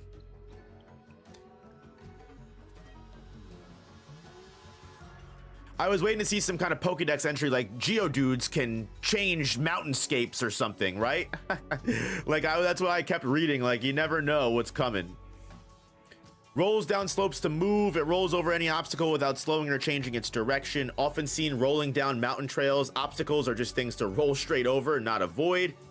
Doesn't mind if pieces of it break off while it rolls down mountains, and it pays no attention to any object that happens to be in its path. If it gains too much speed, it stops by running into huge rocks. This Pokemon will climb a mountain from the base to the summit, crunchily feasting on rocks all the while. It rolls over any obstacle without slowing or changing its direction, and they're so brutal they smash aside obstructing trees and massive boulders with thunderous tackles. I'm gonna go ahead and say that is probably enough to be street level at least. If it's rolling through anything in its path, you know, it's breaking through, you know, smashing through trees or massive boulders. It could destroy a car. Yeah, I think so. Its speed can exceed 60 miles per hour and it's just straight rock. Yeah, that's taking down a car. Yeah, without a doubt. So yeah, Graveler is going to be street car level for sure. Is Golem the sleeper? Let's see. Are we right in thinking Golem is a sleeper? That's more than Arcanines, which is insane, right? Its boulder-like body is extremely hard and it can easily withstand dynamite blasts without damage. Shoosh. Once it sheds its skin, its body turns tender and whitish. The discarded shell immediately hardens and crumbles away. It can use this explosive force from blowing itself up to jump from mountain to mountain. And even high-powered dynamite blasts fail to scratch its rugged hide. If there's a large earthquake, these Pokemon will come rolling down off the mountains en masse to the foothills below.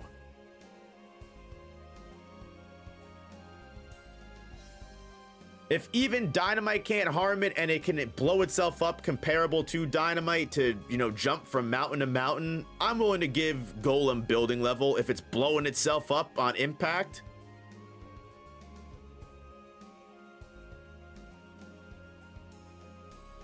Think maybe underrated too. I just know a sleeper is good. What is a sleeper? A sleeper is just someone we wouldn't expect. A Pokemon that we wouldn't expect to be good, but actually ends up being super good. It tumbles down mountain. I almost said that. I thought that said it tumbled down a mountain specifically. Golem is still a fraud. Same tier as Raticate. Listen, I think Raticate has proven at this point a lot of Pokemon. So a Joker card pretty much. Exactly, Wizard. I'm pretty sure Raticate has proven almost 70% of Pokemon as frauds by the fact that Raticate has shown up as building level. And look at all of these decent Pokemon that are way below it. Fucking Alakazam is below Raticate. Raticate victim. Unreal. Fucking unreal. We've got Ponyta and Rapidash.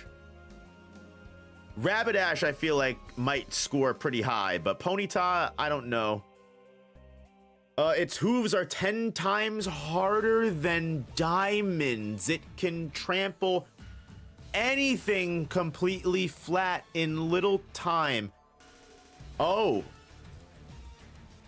Oh.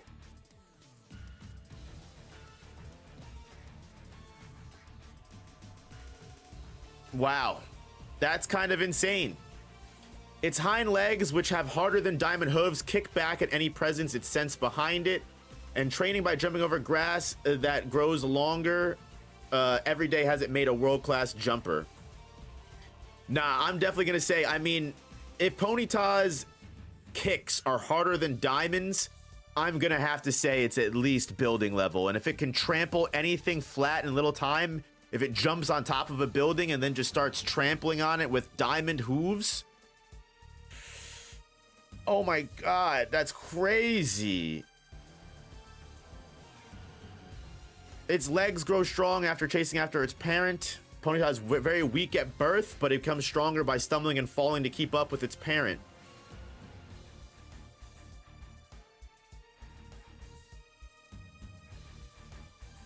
Wow. 100% building. Ponyta is insane. That was a sleeper right there. Ponyta was a sleeper. What's Rapidash cooking with? Anything more, or are we sticking the same? Pokemon will chase anything that moves fast in the hopes of racing it. If it sees something faster than itself, it will give chase at top speed. Its four hooves barely touch the ground because it moves so fast. With incredible acceleration, it reaches its top speed of 150 miles per hour. Woo, after running just 10 steps. That's wild. It can race as fast as a bullet train.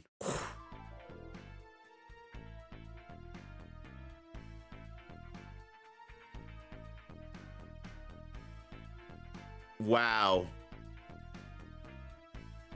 When an all-out gallop, its blazing mane sparkles, enhancing its beautiful appearance. With its mane blazing ferociously, it races as if it were an arrow.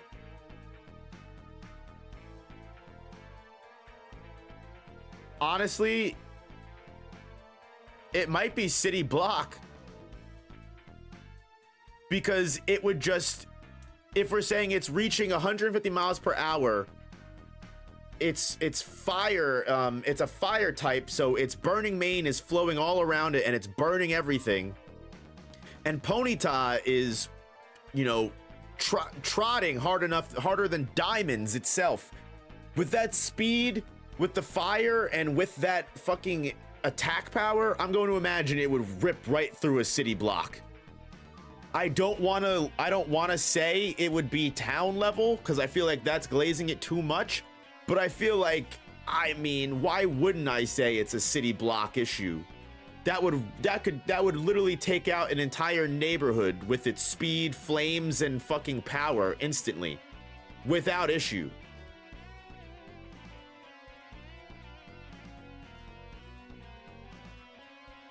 Rapidash is 0.2 the speed of sound, according to Google. Yeah, no, I mean, sound is quick. Sound is very quick. I think a lot of people definitely don't I feel like with how like anime and everything is, like people misunderstand how fast the speed of sound actually is.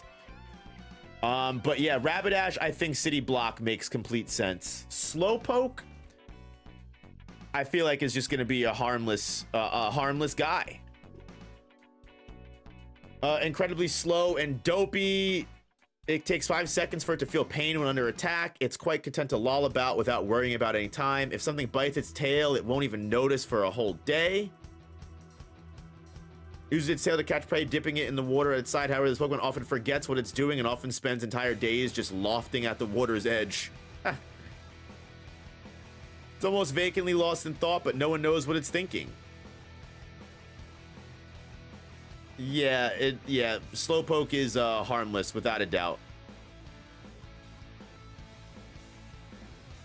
I don't know if Slowbro is going to be any different, honestly.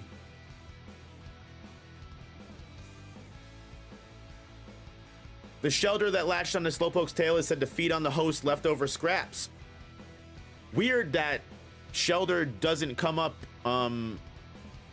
Shelter comes up after Slowpoke, despite being mentioned in Slowbro's Pokedex entry. You would think Shelter and Cloyster would show up beforehand.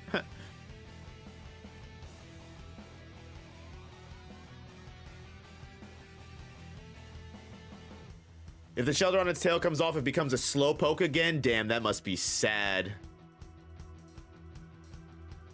Loses its ability to feel pain due to Shelter's seeping poison. It's said to feed on the host's leftover scraps. Usually dim-witted, it seemed to become inspired if the Shelter on its tail bites down. Slowbro seems also mostly harmless. Too lazy to be a threat.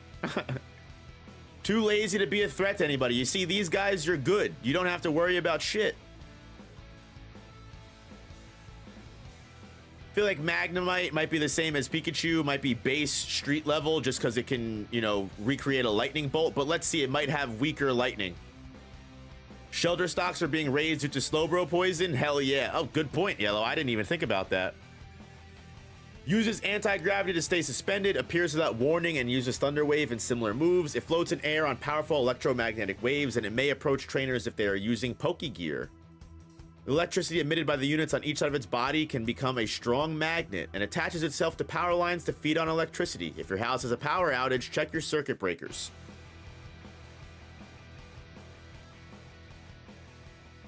They generate enough magnetism to draw in iron objects from over 300 feet away.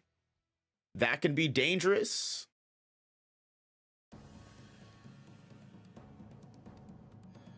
The faster the units at its sides rotate, the greater the magnetic force they generate. The waves emitted by the units at the side of its head expel anti-gravity, which allows it to float. Seems like more of an annoyance than a threat. Yeah, I completely agree. Yeah, more of an annoyance than a threat. Harmless. Magnemites are harmless. Now, Magnetons, I might be concerned about that. Reminder to like the stream, indeed. Formed by several Magnemites linked together, they frequently appear when sunspots flare up. It raises the temperature by 3.5 degrees Fahrenheit within 3,300 feet by its radio signals, which are crazy. Earaches will occur if you get too close to it. It dries all moisture in the vicinity. And when many Magneton gather together, the resulting magnetic storm disrupts radio waves, and as a result, large cities sound sirens to warn citizens of large-scale outbreaks of this Pokemon. Magneton emits a powerful magnetic force that is fatal to electronics and precision instruments. Because of it, it is said that some towns warn people to keep this Pokemon inside their Pokeball. Huh.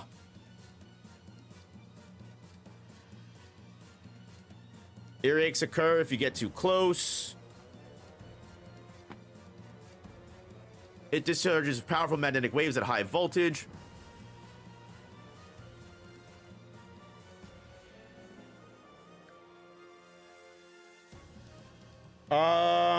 So realistically, it's really only dangerous.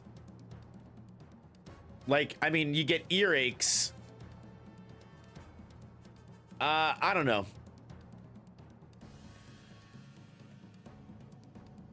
I'm gonna say probably harmless. It's like right in the middle here. Like, I guess I could see where it would be a threat to human life, but not the same as everybody else, right? Like, you get a pretty bad earache, none of your electronics work. The poll from the start of the stream still going on? Yeah, that's fine. I don't have a better question to ask yet. But yeah, you know what? I'll put Magneton at human. You know, I'm sure if you encounter enough of them, you get enough of an earache, it will bust your brain out or something from the magnetic waves or some shit. I'll give Magneton human. Farfetch'd? Is it gonna be human? Because I feel isn't Farfetch'd an asshole? The sprig of green onions it holds is its weapon, and it's used much like a metal sword. They are rarely seen, so its thought their numbers are decreasing. It uses its own stick to thwart them. In order to prevent their extinction, more people have made an effort to breed these Pokemon. Stalk is used like a sword to cut all sorts of things. Human life. Definitely. Imagine getting decapitated by a fucking sprig of green onion that a Farfetch'd is holding.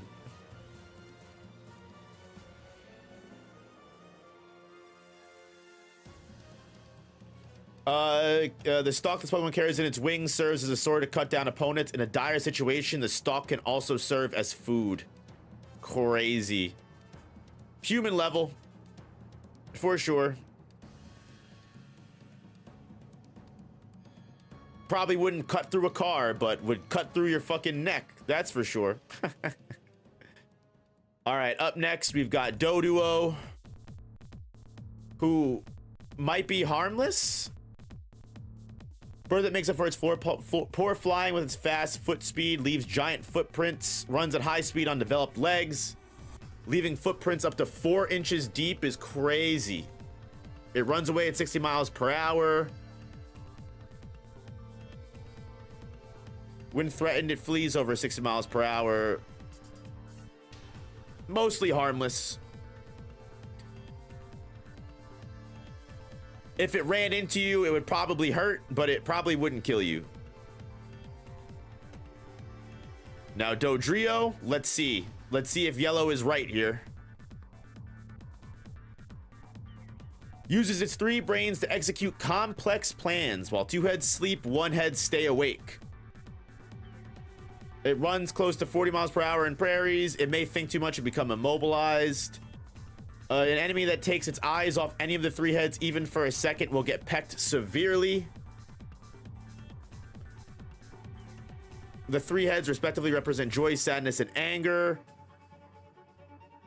It runs at nearly 40 miles per hour. It runs slower than the Doduo.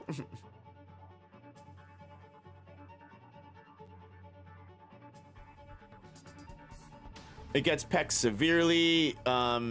It's a sure sign that it's on guard if its 3 heads are looking in 3 separate directions. Honestly, really not a big deal. You might get pecked, but that's about it. The pecks aren't a big deal. You run away. Not even really an issue. Dodrio is lame. It's okay, baby. Shh. Hey.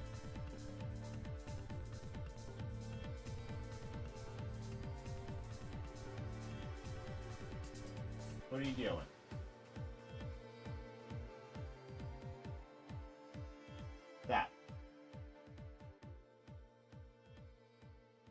How do you run away from something almost as fast as a car? I mean, you might not, but it might not kill you either. Look at how sharp that beak is. Looks like a pussy to me. Sorry for my dog. Let's see. We got Seal. You get pecked in the eyes to death? I guess, yeah, okay. I mean, but then at that point, I mean, you know, we're being so specific here. You know, I'm not a fan. Not a fan of it. Seal, baby. We gotta move on. Protruding horn on its head is very hard, and it's used to bash through thick ice. Okay. Now that's what I'm talking about, baby. Hunts for prey in the frigid sea under these sheets of ice, and when it needs to breathe, it punches a hole through the ice with its sharply protruding section of its head. Ha! It is used for bashing through thick icebergs. Damn. It can't walk well on land, but it's a graceful swimmer. It swims in the sea using the point on its head to break up ice. Damn. Okay. Seal is not killing you, maybe if you're sleeping and it's suffocating you. Okay, never mind. Yeah, I was gonna say, if its horn is bashing through thick icebergs, it will fucking bust through your shit. And not only that, it definitely has a horn that's strong enough to fucking punch through that fucking a car or a street if it's fucking busting through thick icebergs.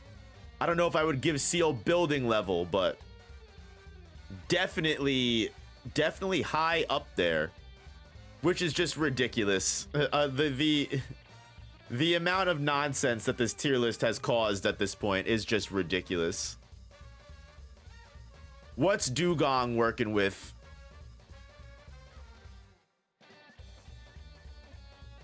Stores thermal energy in its body and swims at a steady 8 knots, even in intensely cold water. The colder the temperature, the friskier it gets. It uses its long tail to change swimming direction quickly. I mean, Seal's beaten an iceberg and the Titanic couldn't. Yeah, I guess it depends on what kind of iceberg we're talking here, right?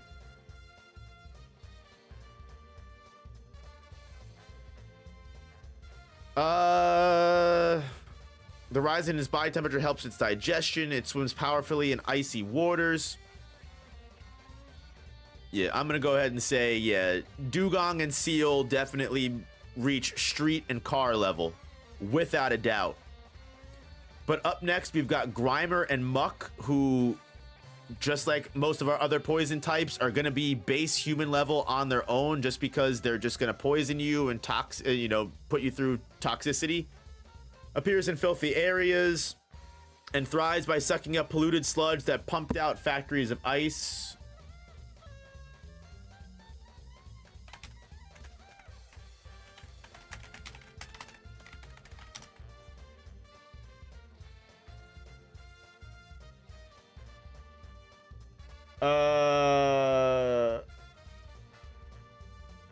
To be classified as an iceberg, the height of the ice must be greater than 16 feet above sea level. The thickness must be 98 to 164 feet. And its area is normally 1,000 to 3,000 square feet. Wow, no, actually, yeah, you're right. No, then they should actually be building level at least. You're right. 110% without a doubt. If they're breaking through icebergs, then they should be building level. You're right.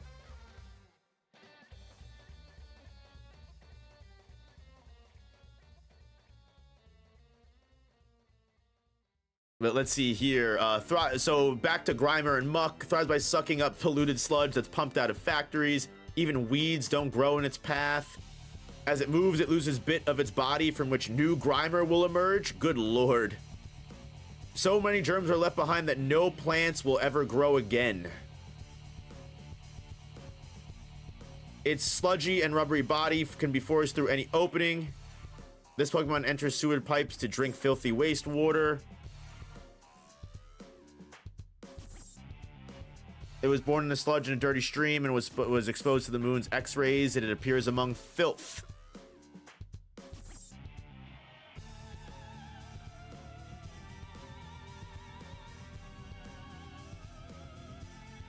It was born in a sludge in a dirty stream that was exposed to the moon's X-rays. Too putrid to touch. Yep, so I'll say actually just human level. Grimer is just human level, just because it's just toxic pollution. It's not acid or anything like Bellsprout and Weeping Bell.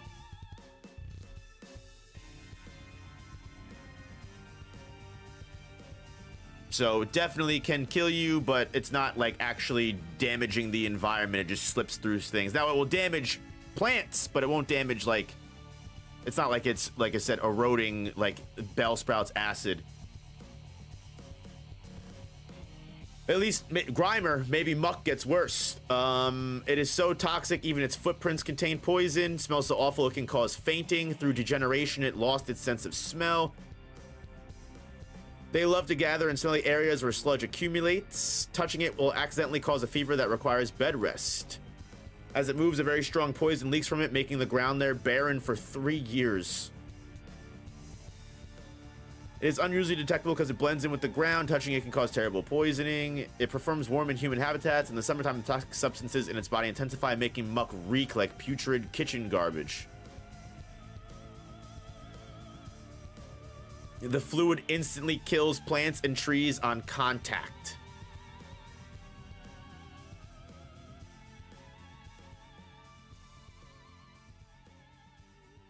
And I don't think I see anything in regards to being street. It's mostly just plants and wildlife. So unfortunately, we're just going to stick with human.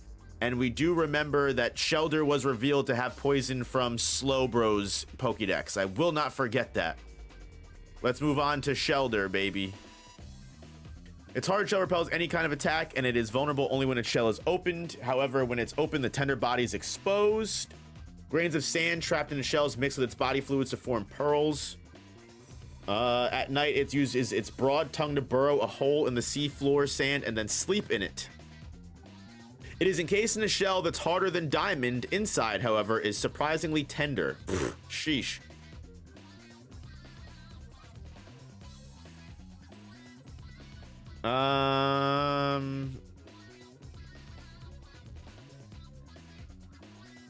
Yeah, about human level. Even though its shell is as hard as diamond, it's not swimming fast or anything like that. So even if it falls, it'd be like if you dropped a diamond, you know. It's you know, mostly just human. Seems to only be defense. Yeah, it's poison. It's poison for Slowbro, makes sense, which is important to note because we wouldn't get that information unless we read the Slowbro Pokedex. So always cool. For a Cloyster, when attacked, it launches its horn in quick volleys. Its innards have never been seen. For protection, it uses its harder than diamond shell, and it also shoots spikes from that shell. So are the shells as hard as diamonds? Even a missile can't break the spikes it uses to stab opponents. They're even harder than its shell. So then, yeah, Cloyster is without a doubt building level. When attacked, it launches its horns in quick volleys, and its innards have never been seen before.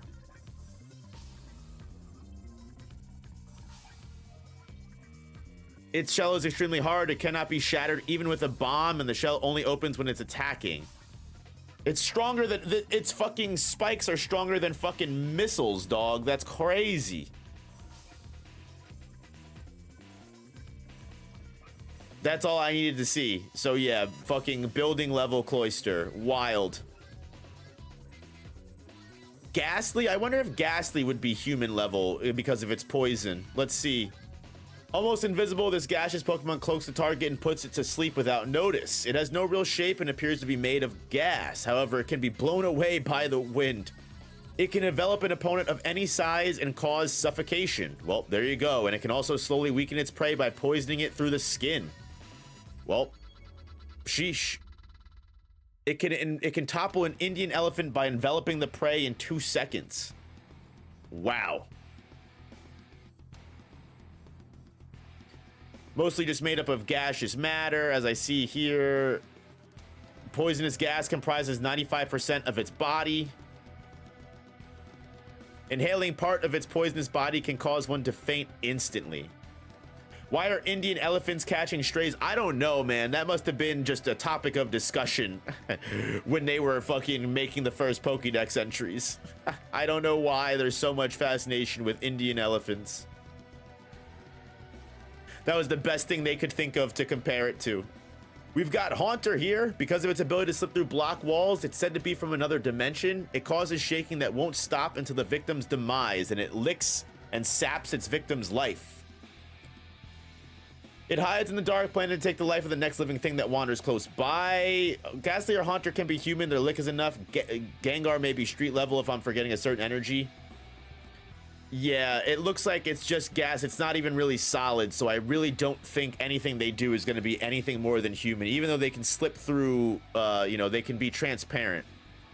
They are just human level. But we'll have to see if Gengar actually levels anything up. Gengar is one of my favorite Pokemon of all time.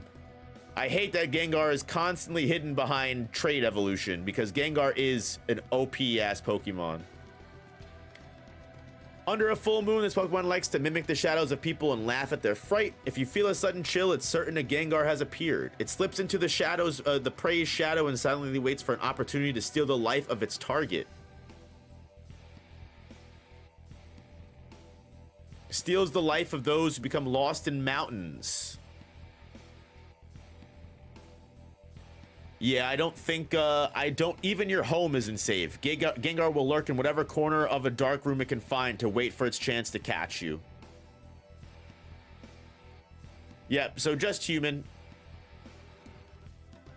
From what I'm getting from Gengar's Pokedex, he's a stalker. Yep, that's literally what it seems like. Yep, so the whole Ghastly line remains human level. And now we move on to Onix, which I'm gonna have to imagine is probably pretty fucking, is at least building level just based off of its size, right? If its strength gets glazed up in this fucking, in this Pokedex, it's over. As it grows, the stone portions of its body harden to become similar to a diamond, but colored black. Yep, without a doubt, building level indeed. The tunnels it leaves are used as homes by Diglett. It twists and squirms through the ground, and the thunderous roar of its tunneling echoes a long way. It can rapidly bore through the ground at 50 miles per hour, which is crazy. As it digs through the ground, it absorbs many hard objects, and this is what makes its body solid. There's a magnet in its brain that prevents Onix from losing direction while tunneling. As it grows older, its body becomes steadily rounder and smoother. It can feed on large boulders. Tremors shake the earth above as it burrows deep beneath the ground, feeding on boulders as it goes. Yeah, building level completely. Hey, you know what? Very glad to be on the stream. Dope topic. Hope you're doing amazing, man. Happy to see you. 110% as always. Have seen you since the very beginning, so I always love seeing you in chat. Thank you always for the support. But yeah, Onix building level without a doubt. If it can reach diamond, you know, toughness and whip its tail around, and it's literally 8 feet tall. It is it's pretty fucking insane. And honestly, I think that just tells me that Seal and Ponyta should move up, just because the amount of fucking ice, the amount of goatedness that comes from destroying an iceberg. Unreal.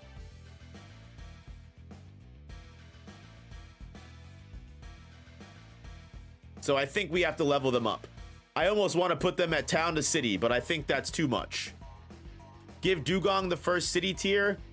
I don't know about that. Too much for me. I don't want to glaze too much. Especially since we've got two definitely low-level hitters next, Drowsy and Hypno, which I'm going to imagine are barely human level. Puts enemies to sleep and then eats their dreams, and occasionally gets sick from eating bad dreams. It will sometimes show you dreams it has eaten in the past. It remembers every dream that it eats. It rarely eats the dreams of adults because children's dreams are tastier. Yeah, it's just eating dreams. It's thought to share some kind of common ancestry with Muna and Mosharna. It can be spotted near recreational facilities, intending to eat the pleasant dreams of children who enjoyed themselves there that day. Yep. So, Drowsy is basically harmless. Just gonna eat your dreams, not gonna kill you. Is Hypno gonna kill you though? When it locks eyes with an enemy, it will use a mix of psi moves like Hypnosis and Confusion. Avoid eye contact if you come across one, as it will try to put you to sleep with its pendulum. It feasts on their dreams after putting you to sleep. The arching movement and glitter of the pendulum lull the foe into a deep state of hypnosis. When it is very hungry, it puts humans it meets to sleep and then feasts on their dreams. Yeah, not even human level. Just goes after people for their dreams. Yeah, it rarely harms people.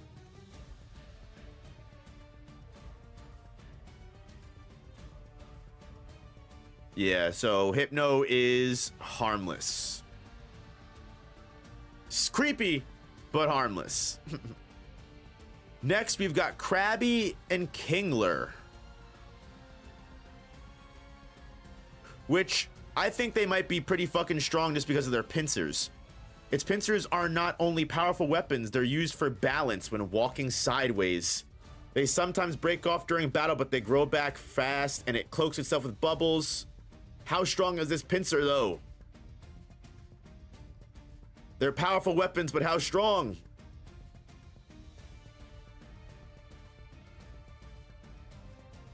Krabbies live on beaches, burrowed inside holes, on sandy beaches with little in the way of food. These Pokemon can be seen squabbling over territory.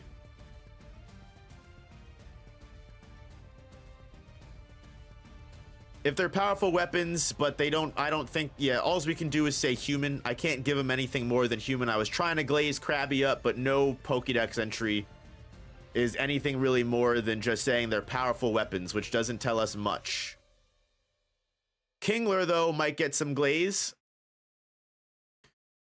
The large pincer has 10,000 HP of crushing power. However, its huge size makes it unwieldy to use. 10,000 HP? What the hell? Like actual HP, or is that like a unit of measurement? Horsepower? Is that what it's saying? 10,000 horsepower? Holy.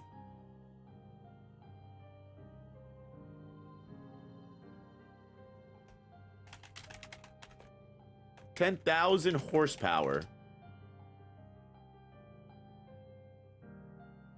Which is the same kind of horsepower used by Top Fuel drag racing.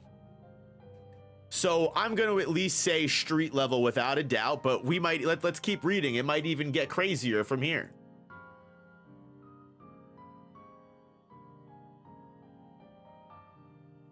As an enormous oversized claw, uses this huge claw to communicate with others.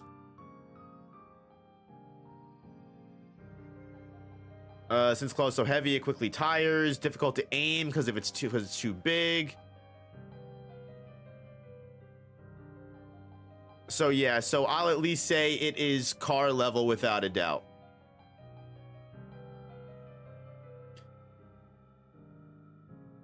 I mean, I would imagine a fast enough moving car is probably going through a building, and if this is as much horsepower as the fastest of drag racing cars that are easily, you know, outspeeding any regular pedestrian car, I'd say Kingler can be building level. The basest minimum level of building level, but building level nonetheless, just based off of its actual strength alone. And now we're on number 100, finally. A couple left to go. Gonna try and continue picking up the pace here, guys. We got Voltorb here. Usually found in power plants, easily mistaken for a Pokeball and have zapped many people. It will self-destruct with little stimulus. If the ground is uneven, a sudden jolt from hitting a bump can cause it to explode. It explodes at the slightest of shocks, and it's rumored that it was first created when a Pokeball was exposed to a powerful pulse of energy. It looks just like a Pokeball. Voltorb was first sighted at a company that manufactures Pokeballs. An enigmatic Pokemon that happens to bear a resemblance to a Pokeball. When excited, it discharges the electric current and has stored it in its belly. So I would say human level with the electricity. It shocks people and can definitely shock people and, you know, self-destruct and cause harm. And I'm going to imagine Electrode might even be larger just because of the amount of explosion. It throws electric energy under very high pressure, and it often explodes with little to no provocation. It is dangerous. If it has too much electricity and nothing to do, it amuses itself by exploding. On days when lightning strikes, you can see this Pokemon exploding all over the place from eating too much electricity. It's nicknamed the Bomb Ball.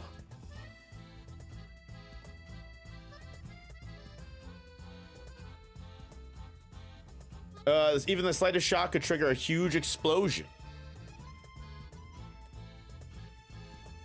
I'll say streetcar level. Just because it's a bigger explosion. Next, we've got Execute. Let's see here. Often mistaken for eggs. When disturbed, they quickly gather and attack in swarms. The shell is durable, but even if it cracks, it can survive without spilling the contents. The 6 eggs attract each other and spin around, with cracks instantly increasingly appearing on the eggs. Execute is close to evolution. It says they attack, but I don't know if they would really be that strong. It's often hunted by a crab brawler, but it uses its psychokinesis to drive it off. Communicates with others of its kind via telepathy. Gets nervous when they're not in a group of 6. I'm gonna say Execute is harmless. It can use psychic abilities that could potentially, you know, push people away, but it's not killing anyone, right? Executor might be different. Legend has it on rare occasions, one of its heads will drop off and continue on as Execute. Well, that isn't that cute. Isn't that cute? Each of the nuts has a face and a will of its own. Its heads grow larger from exposure to sunlight. It's called the walking jungle. They are friendly and never appear to squabble. Its cries are very noisy, but it's because each of the 3 heads thinks about whatever it likes. When they work together, Executor's 3 heads can put out powerful psychic energy. Nope, not a big deal. I'm gonna say Executor is also harmless. Crazy. This tier list is looking fucking wild to me. Look how small it gets going forward. All right, we got Cubone next.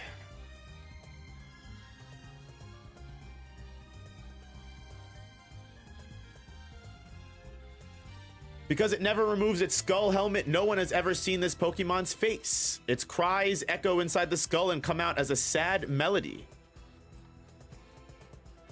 When it comes lonesome, it is to cry loudly.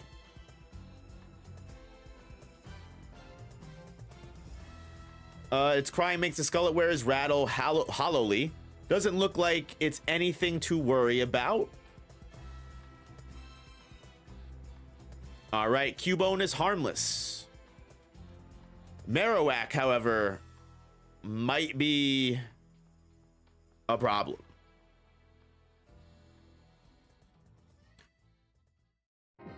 The bone it holds is its key weapon. It throws the bone skillfully like a boomerang to KO targets.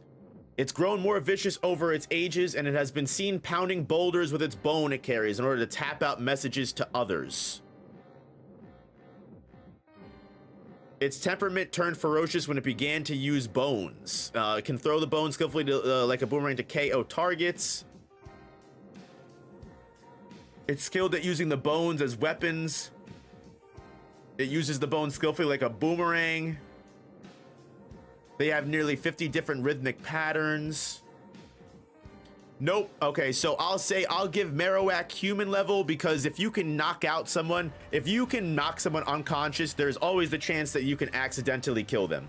So I'm gonna be willing to give Marowak human if it really, really, really hits someone in the brain in the right way, but not a really big issue of a Pokemon line whatsoever. Now that may change as we get into the two fucking martial arts Pokemon, Hitmonlee and Hitmonchan, who I'm going to imagine are definitely at least human level. I'm hoping their kicks and punches are definitely going to be willing to fucking destroy a human being. Not that I hope Pokemon are killing people, but just that I want to give some of these later tier Pokemon I feel like are going to be the heavier hitters for sure. I know we've seen some potential city level with Rhydon. I think Gyarados might even be a potential city level. When in a hurry, its legs lengthen progressively and it runs smoothly with extra long, loping strides. When kicking, the sole of its foot turns as hard as a diamond on impact and destroys its enemy. Well, there you go right there. Diamond fucking kicks. We've got building level, baby. It can kick in succession from any position. If it starts kicking repeatedly, both legs will stretch even longer to strike a fleeing foe, and it is also called the Kickmaster. Using its spring-like legs, it bowls over foes with devastating kicks, and after battle it rubs down its legs and loosens the muscles to overcome fatigue. Its stretchy legs allow it to hit a distant foe with rising kicks.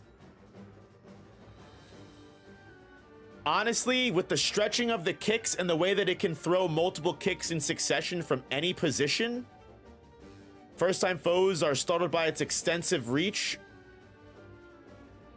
It's able to bowl over foes and it's diamond hard, and let's say it just does like a big spiral kick. I'm gonna go on a limb here. I'm gonna move Hitmonlee up. I'm gonna move Hitmonlee up to City Block. I think just based off the fact that its feet are fucking diamond tipped, easily blowing through entire buildings in and of itself, and they're springs and he can whip them around, throw multiple of them in succession. I think I could literally see this man just hop up, start throwing his feet around and start taking down entire neighborhoods, bro. I don't think it's crazy to say Hitmonlee is City Block. Hitmonchan might be the weaker brother. Let's see. When apparently doing nothing, it fires punches in lightning fast volleys that are impossible to see. It can punch its way through a concrete wall in the same way as a drill. Its punches slice the air itself, and even a slight graze could cause a burn. Oof. The spirit of a pro boxer has infused inside of this Pokemon with lightning fast volleys that are impossible to see. Its arm twisting punches throws pulverize even concrete itself. It throws punches faster than a bullet train, and it can punch its way through a concrete wall like a drill. So yeah, I think while it is weaker, building level for sure. I think Hitmonlee actually does outrank Hitmonchan just because of its range and the fact that it can throw kicks off more violently for sure, without a doubt.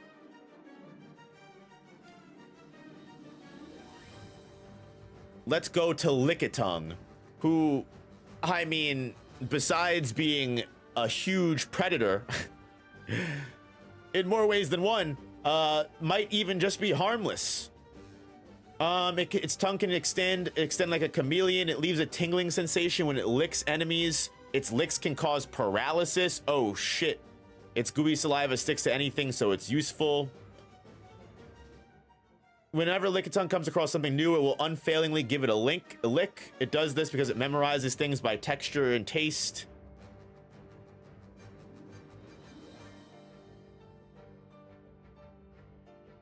I don't see anything about getting swallowed, but it looks like you do get paralyzed.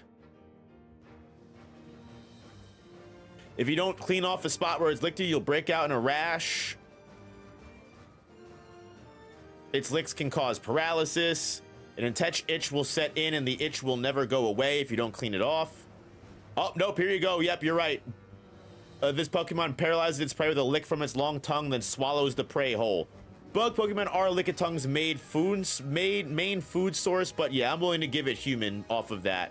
The paralyzation, you get put in a coma, it leaves you there forever, you starve to death, terrible tragedy. Or, you know, it swallows you whole if you're small enough, like a small child. Unfortunate. Now, we've got coughing and wheezing, and just like Grimer and Muck, these guys will probably just be human level, just for the toxicity that it releases. It stores several kinds of toxic gas in its body, and it's prone to exploding without warning, can expand and explode without warning. Yeesh, okay, the explosion might actually level it up. Raises the toxicity of its internal gases and jets them out from all over its body. This Pokemon can also overinflate and explode. It's prone to exploding without warning, but how strong is that explosion? It can cause massive explosions with its balloon-shaped body. It misses the toxins with raw garbage. It mixes its toxin with raw garbage to set off a chemical reaction that results in a terribly powerful poison gas. The gases not only smell, they're explosive. All right. We'll put coughing at, yeah, we'll definitely do Johto next. Definitely do Johto next. We'll do coughing streetcar with his terrible and powerful toxic poison, as well as his ability to cause humongous explosions, which seem to be better than Voltorb, who just seems to be like tiny explosions here or there that might be like, oh shit, I'm blown up. Whereas coughing, this seems to be like a huge explosion. It's a problem. And wheezing, I'm going to imagine same issue. When two kinds of poison gases meet, two coughings fuse into a wheezing over many years. Constantly mixes its poisonous gases, diluting them to be the highest level. The more gases that are mixed, the more powerful its toxins become.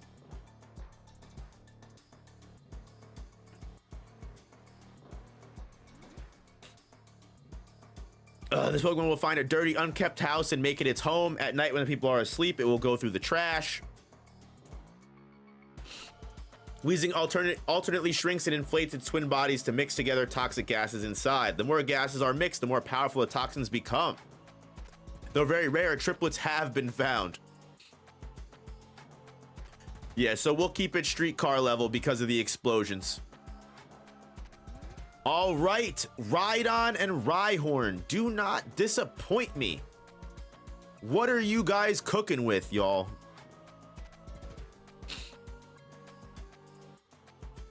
Its massive bones are 1,000 times harder than human bones, and it can easily knock a trailer flying. It won't stop running until it falls asleep once it charges, and it can only charge and run in one direction. It charges and destroys all obstacles in front of it. It smashes everything in its path, and even if it rushes headlong into a block of steel, it won't even be bothered.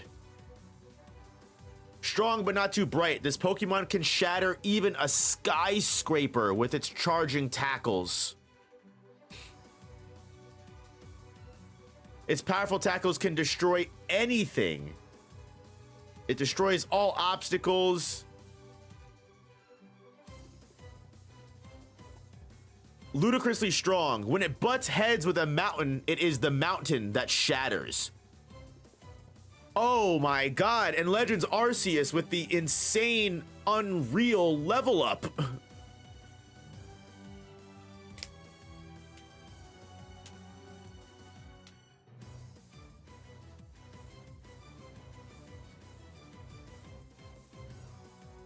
What the hell, dog? Rhyhorn immediately just went from city block to mountain level. Just from Legends Arceus. Wow. I don't think we should take Legend Arceus that seriously, though. I'm willing to cut it in the middle and make Rhyhorn town city level. Because if we're saying it can topple entire fucking skyscrapers and not stop, it's going through whole towns in one single ram, right? It's going through whole towns in one single ram. Even if you want to say the mountain is hyperbole, because that's the only reference of it shattering a mountain. I think we can go ahead and say Rhyhorn sits right in the middle there. Unreal. That's that fucking insane Pokedex lore coming in clutch. Rhyhorn just fucking casually outleveled 90 to 80% of the Pokedex. Insane.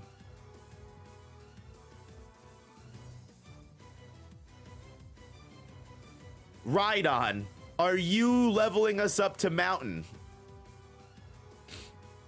It is capable of living in molten lava of 3,600 degrees.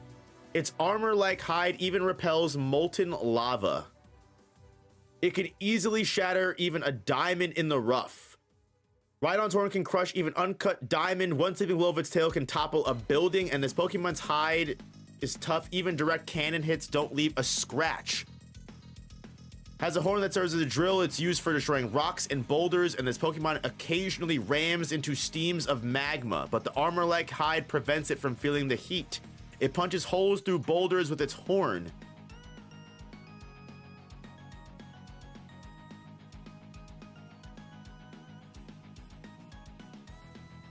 Wow.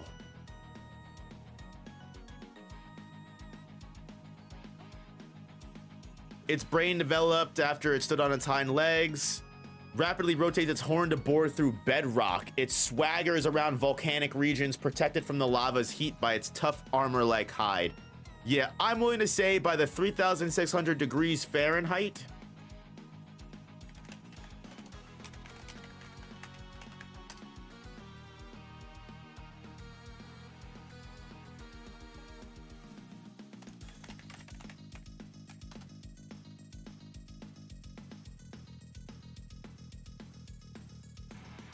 Melt from lava.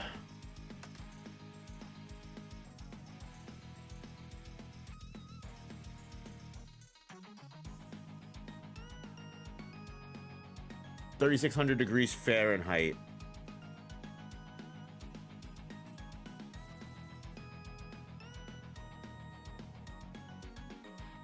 Which can melt sand itself.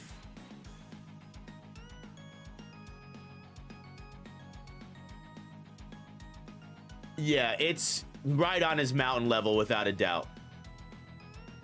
The volcanic glaze is unreal because lava melts sand itself at 3,100 degrees Fahrenheit, and Rhydon's hide is capable of withstanding molten lava at 3,600 degrees. So like, not only is his hide more powerful than lava that's melting all like mountain level without a doubt. Rhydon sits right next to Machamp. Sits right next to Machamp on mountain level. I did not think Rhyhorn and Rhydon were gonna come in like that, which is just insane. I didn't see that coming at all. That is just fucking ridiculous that they break the scale so easily. You just see how some of these Pokemon just break everything with their Pokedex entries in no time. We've got Chansey next, which I don't know. Chansey should probably be harmless if I had to imagine, right? Walks carefully to prevent its egg from breaking, extremely fast at running away, brings happiness to the trainer who catches it. It can rarely be found. The eggs are delicious. They are easily and eagerly devoured by people who have even lost their appetite. Well, that's sad. It heals injured Pokemon. They're fast runners and also very few in number. The population of Chansey remains very small. Yeah, no, Chansey is harmless. Not a single thing to worry about when it comes to Chansey. They'll just run away from you, or if you do catch one, they'll bring you pure happiness. We've got Tangela, who, unless has like poisonous strands, I think he should be fine. Swathed with wide vines that are similar to seaweed. His vines are said to never stop growing. They effectively unnerve its foes. It literally is just, he's just a weird guy. He makes you uncomfortable because he's just sloppy and slimy. His vines are snapped off without pain. It can entangle anything that gets close. No one has seen the face hidden behind the growth of vines. It's known to be ticklish. Their subtle shaking is ticklish if you get ensnared. So even if it wraps around you, it's just ticklish. It's not even like they're gonna wrap and boa constrict you, right? Puh. So Tangela is harmless. Magmar and Electabuzz are sleepers as well. Let's see it. I'm excited to fucking see that. We're coming up on the end. We got Kangaskhan coming up here. The infant rarely ventures out of its mother's protective pouch. Adult keeps a close eye on the youngster. It never gives up during battle, no matter how badly wounded it is.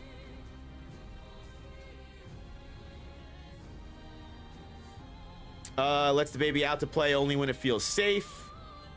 You must never disturb it or attempt to catch it. The only time the mother is heard to cry wildly. It has zero forgiveness for those who harm his child and will beat them down.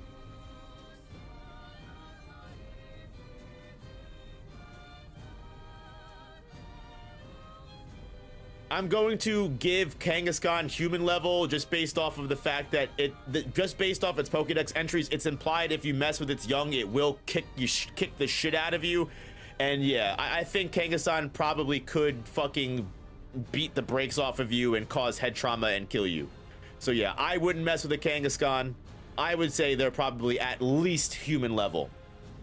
Would Flareon be considered a sleeper? I mean, maybe. Honestly, Flareon's actually probably a pretty good point. Flareon might be just fire type enough to be OP. But right now we got Horsey coming up next. Known to shoot down flying bugs with precision blasts of ink from the surface of its water. It can vigorously spray water or a special type of ink from its mouth. When in a safe location, they can be seen playfully tangling the tails, eat small insects and moss off of rocks. Anchors itself by wrapping its tail around rocks or coral. Sprays dense black ink from its mouth to try and escape. Mostly harmless. Yeah, just sprays ink to try and get away. So Horsey is harmless. Put a Ditto tier in the very middle. Honestly, Ditto could be anything. It just depends on what Pokemon it's fucking stealing. Ditto is like his own tier, right? Ditto is like special probably.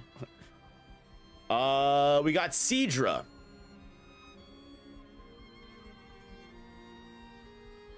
Capable of swimming backwards by rapidly flapping its wing-like pectoral fins. It hooks its tail to coral to stay in place.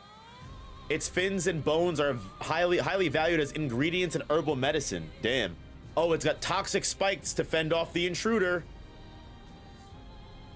The whirlpools are strong enough to swallow even fishing boats. The Pokemon then weakens prey with these currents and then swallow it whole. Oh yeah, Seadra is for sure human level at least. The poisonous barbs all over its body are highly valued as ingredients for making traditional herbal medicine. It shows no mercy to anything approaching its nest. Carelessly trying to touch it could cause fainting from its spikes. The whirlpools are strong enough to swallow even fishing boats. Damn, if it can make whirlpools that swallow fishing boats, yeah, at least street car level. That's a level up big time. You get the human poison and then you can make the whirlpool that fucks up a car or a vehicle in general. W for Seadra. Up next, we've got Goldeen. Its tail fin billows like an elegant ballroom dress, giving it the nickname of the Water Queen. Searches for the perfect mate. However, don't let your guard down around this Pokemon. It could ram you powerfully with its horn. Ha! It's gonna fucking stab you and impale you. Imagine getting impaled by a Goldeen. Can swim at a speed of 5 knots. It meets out staggering damage with its single horn. It can jab powerfully with its horn. Don't let your guard down. It will shatter even the thickest of glass with one ram of its horn and make its escape. Yep. Definitely at least human level.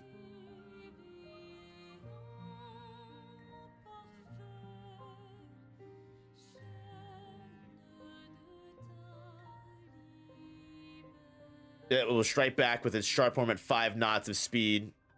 All right, and Seeking.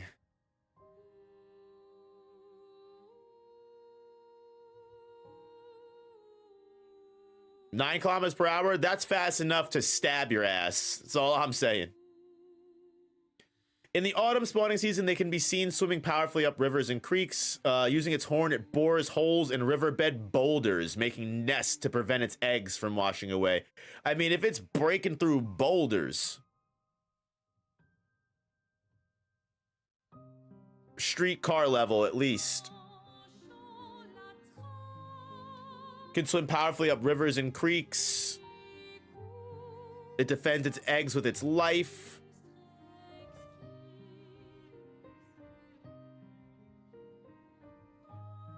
It lives in hollowed rocks and streams. Yep, okay, so Seeking is street car level. Damn, with these two, you know, has Seeking ever gotten an extra evolution? That's kind of crazy. They gave Seadra Kingdra, but never gave Seeking anything. Huh. After all this time, I feel like that's a Pokemon that could use a fucking evolve. But I mean, maybe we'll get the Dunsparce evolution before that ever happens. Dunsparce, the one fucking Pokemon that could probably have so much done with it, but every region, nothing ever gets done with it.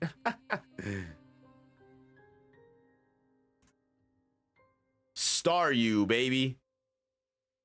An enigmatic Pokemon that can effortlessly regenerate any appendage it loses in battle. It can grow back fully even if it's chopped to bits. The center of its body slowly flickers with the same rhythm as a human heartbeat.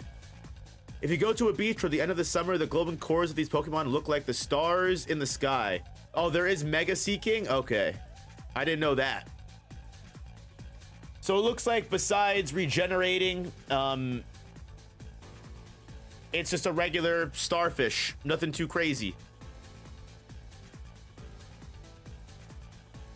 So Staryu, harmless. Did I play Scarlet and Violet? I did in fact play Scarlet and Violet. We've got Starmie coming up next. Its central glow glows with the 7 colors of the rainbow. Some people value the core as a gem. People think it's communicating when it glows in 7 colors. Regardless of the environment it lives on, its body grows to form a symmetrical geometric shape. It can send electric waves into outer space. Oh, not yet. I'm just guessing Mega Seeking could be a thing in the new game. Ah.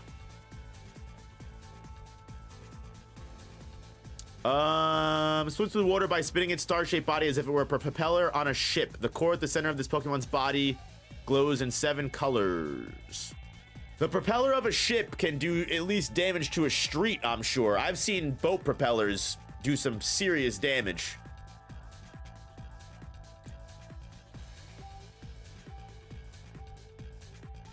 Yeah, I'll give Starmie street level. Damn, all these level 2 water evolutions, dog. Seadra, Seeking, Starmie, street level. Nothing impressive about him. What's Mr. Mime cooking up with?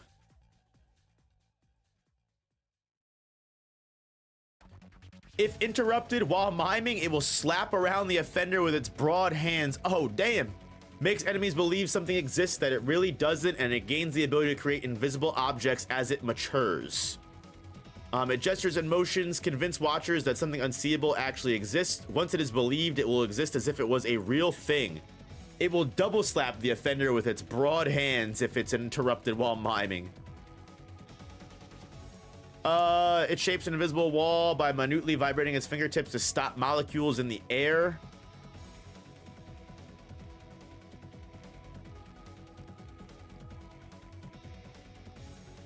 Many times believe its palms became enlarged specifically for pantomiming.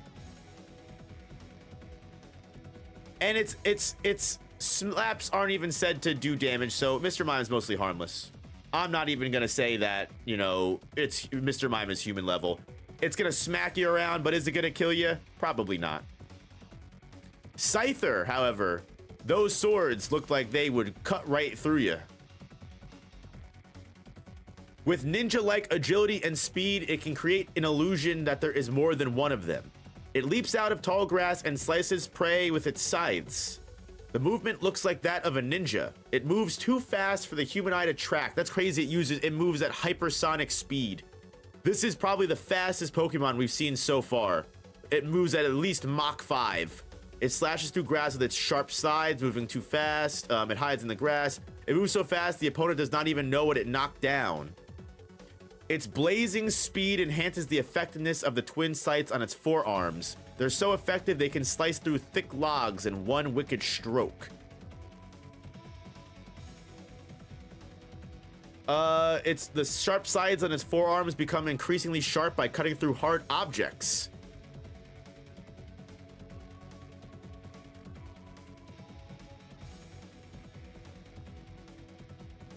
It's very popular in Alola. With a single slice, Scyther can fell a massive tree. If there are a lot of trees cut down, what you found is a Scyther's territory. Yeah, I'm gonna go ahead and give Scyther streetcar level, at least with its Mach 5 speed and its sharpness of its blades. Without a doubt, street level at least. I almost want to give it building level, but there's not enough glaze to be found in these Pokedex in these Pokedex entries here. Like logs and hard surfaces, I need a little bit more than that. Need a little bit more than that. I didn't know Scyther got a different evolution in Gen 8. Cleavor? Wild, bro. Never seen that before in my life. That's news to me. How big are massive trees? Big enough for me to think it's enough to compare to a street or a car. We've got Jinx here. It's Jinx has unfortunately not aged well, but we'll move on. It seductively wiggles its hips as it walks, and it can cause people to dance in unison. It appears to alter the rhythm depending on how it's feeling. Walks rhythmically. Research is underway to determine what is being said. Its motions are so bouncingly alluring, people seeing it are compelled to shake their hips without noticing. The price movements of Jinx living in Alola are truly wonderful. There are musicians who compose songs for Jinx to sing. Yeah.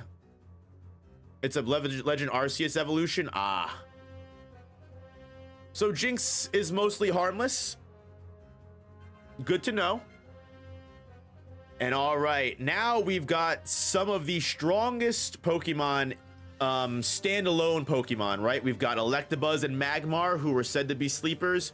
Lapras, Gyarados is coming up. Tauros, we've got Snorlax and some legendaries coming up. Aerodactyl, nothing but big hitters. So let's see, can we reach a region destroyer, a planet destroyer, or even a dimension destroyer? Let's see.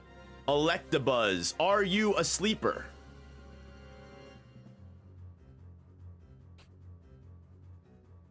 Normally found near power plants, and they can wander away and cause major blackouts in cities. Ooh. If a major power outage occurs, it's certain this Pokemon has eaten electricity at the plant. Getting close to it will make your hair stand up. When a storm arrives, gangs of this Pokemon compete with each other to scale heights that are likely to be stricken by lightning bolts, and some towns use Electabuzz in place of lightning rods.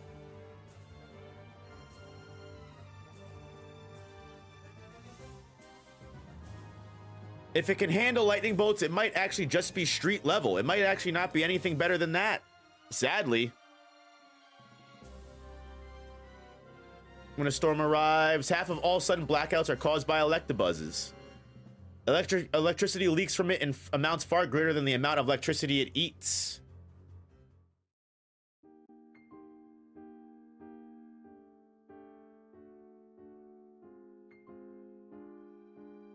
Gather under tall trees and wait. Feeds on electrical energy during sudden showers beneath looming thunderclouds. One can observe Electabuzz scaling tall trees. Yep, Electabuzz was disappointing.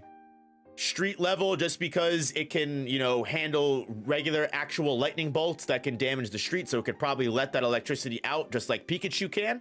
But yeah, Electabuzz kind of disappointing. Electabuzz, that's actually lame. But we've got Magmar as the red version exclusive. Or maybe, or green, whatever way, other way around. Let's go. What are you cooking with, Magmar? Its body is always cloaked in flames, and it was born in an active volcano. It blows scorching flames to make the environment suitable for itself, and its body gives off wavering, rippling glare that is similar to the sun. It can heal itself by dipping its wounds in lava, and it blows out intensely hot flames all over its body to intimidate its opponent. This Pokemon's fiery bursts create heat waves that ignite grass and trees in its surroundings. This fire breather's body temperature is nearly 2,200 degrees Fahrenheit. Heat waves form around its body, making it hard to see clearly.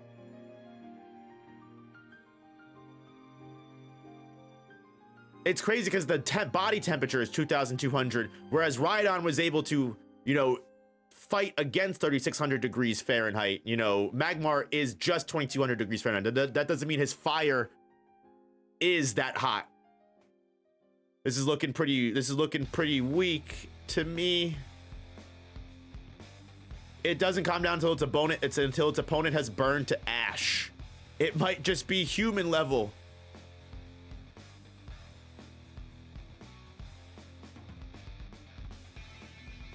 Yeah, it regrets its habit once it realizes it burned its intended prey to a charred crisp. So almost wouldn't even burn iron. Wouldn't even burn iron.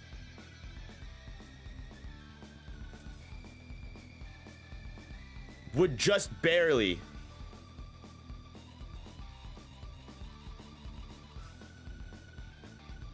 Yeah. Yikes. Street tier is hot enough? I mean, is it though? If it can't even burn.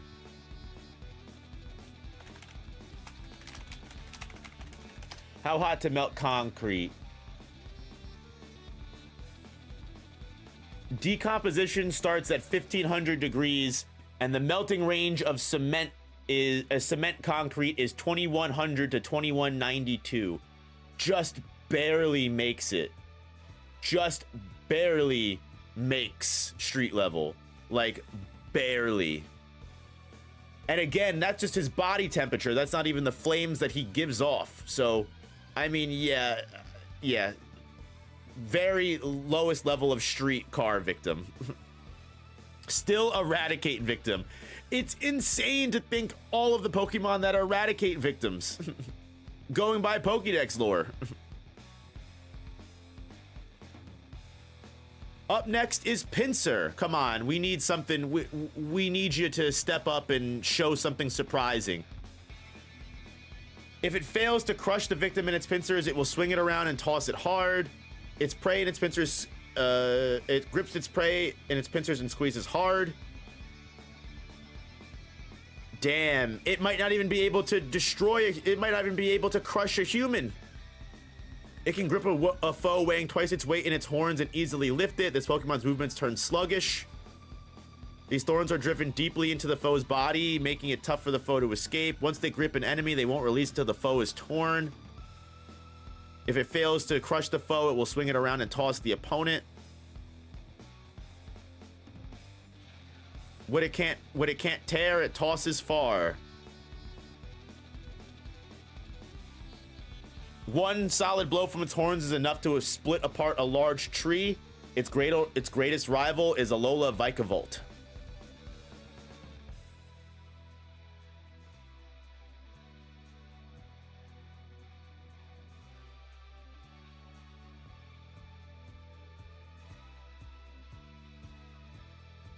You know what? Honestly, human level.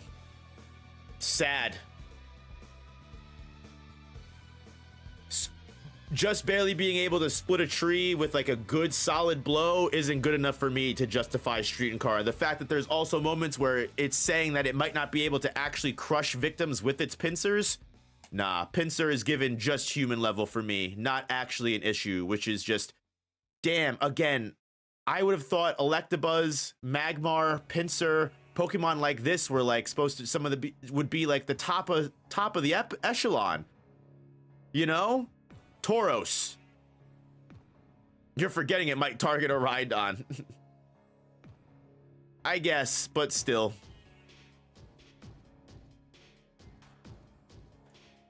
I guess we could give it streetcar level. But, meh.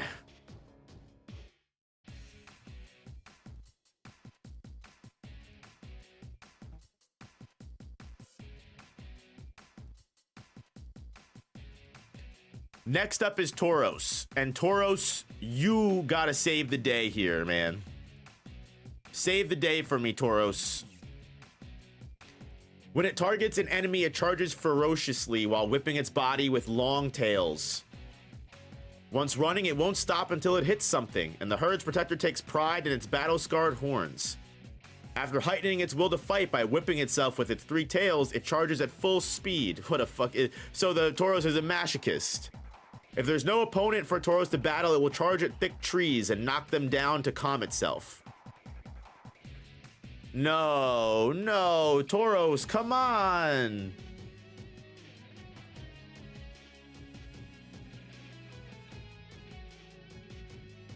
Although it's known to be a fierce Pokemon, Tauros in the Alola region are said to possess a measure of calmness. Rad Pokemon with lots of stamina. It's famous for its violent nature. It charges furiously while whipping its body with long tails. They fight by locking horns. Yeah. Nah, this one you're not getting it. You're not getting me to street level on that one. You're just not getting me to street level on that one. It can ram a tree and maybe knock it down. Thick trees, I think it's street tier. No, not good enough for me. It's not even like it destroys the tree. It rams it until it knocks it down. Not good enough for me. Now, Magikarp is up next. I shouldn't even really have to look at its Pokedex entry. Probably almost guaranteed to be harmless. Somewhat stronger than the horribly weak descendants that exist today. It can be found swimming in seas, lakes. Can jump high, but never more than 7 feet. Flopping and splashing. As a result, it's considered to be weak. However, it's actually a very hardy Pokemon that can survive in any body of water, no matter how polluted. It is the most weak and pathetic Pokemon in the world. That's crazy. No one knows why it managed to survive. It is the most weak and pathetic Pokemon in the world. I mean, yeah, I don't need to read every it's the most weakest and pathetic Pokemon in the world more times than that. Now, Gyarados, I know, is gonna be a heavy hitter. Rarely seen in the wild, huge and vicious, and it is capable of destroying entire cities in a rage. That's the kind of Pokedex entries we like to see, baby. That's the Pokedex entries we like to see. Straight and to the point, not even up for debate. It says it right there, plain and simple. Gyarados is destroying cities at ease. Thank God. Known for totally destroying cities in ancient times. They say that during past wars, Gyarados would appear and leave blazing ruins in its wake. It remains enraged until it demolishes everything around it. Its ferociously violent blood doesn't calm until it's burned everything down. There are records of this Pokemon's rampages lasting a whole month. The Hyper Beam it shoots from its mouth totally incinerates all targets, and it's capable of destroying entire cities in range. When humans begin to fight, it will appear and burn everything to the ground with intense hot flames. Once it appears, its rage never settles until it has razed the fields and mountains around it. Oh, there you go. There's the glaze up right there. Gyarados is burning down mountains. Oh yeah, and the fact that it's burning down cities, plural, and its rampage can last for months, I'm comfortable giving it mountain level. It razes fields and mountains around it. Razed a village when violence flared, will burn everything down even in a harsh storm, and appears to leave nothing but blazing ruins in its wake.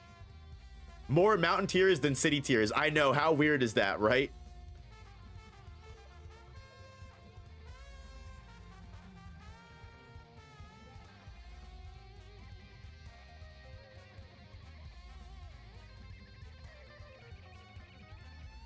It fires hyper beams in all directions, burning the surrounding area to ash. There are some regions where it's called a deity of destruction. Its hyper beam totally incinerates all targets.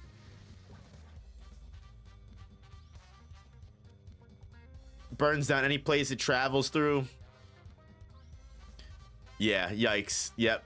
Gyarados is that guy. Mountain level without a doubt. All right, we're on the last line, guys, and I'm gonna have to push through this because I gotta take the dogs out and I gotta feed them too. A little bit late past that time. They're asleep, but they definitely need to go. So I'm gonna rush through these last guys, and then I'm gonna end stream really quick, so we won't have too much of an end discussion, sadly. But yeah, 3 hours in, right? Hit that like button if you haven't already, and let's see what Lapras be cooking with here. Pokemon that has been overhunted almost to extinction. It can ferry people across the water. A gentle soul that can read the minds of people. It can ferry people across the sea on its back. It may sing an enchanted cry if it's in a good mood. High intelligence enables it to understand human speech. Their number has dwindled. It's sad that Laprases are going extinct.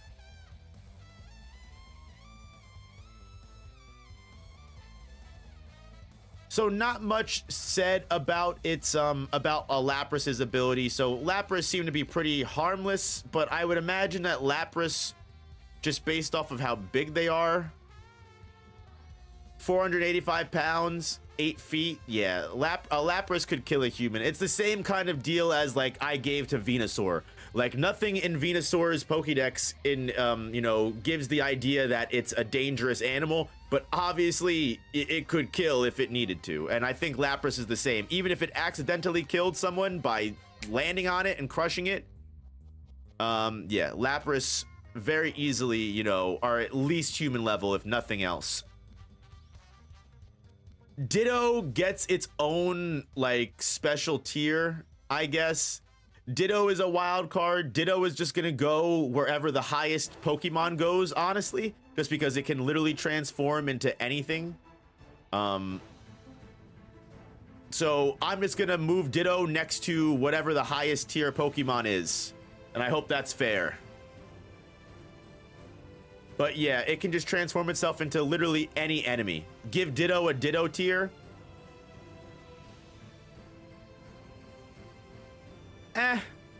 I think there's just too many tiers. I don't want to do another one, honestly. I really, really don't.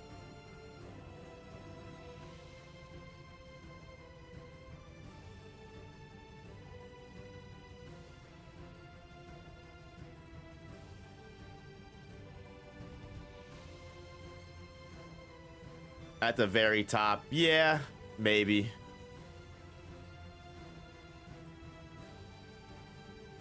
You right.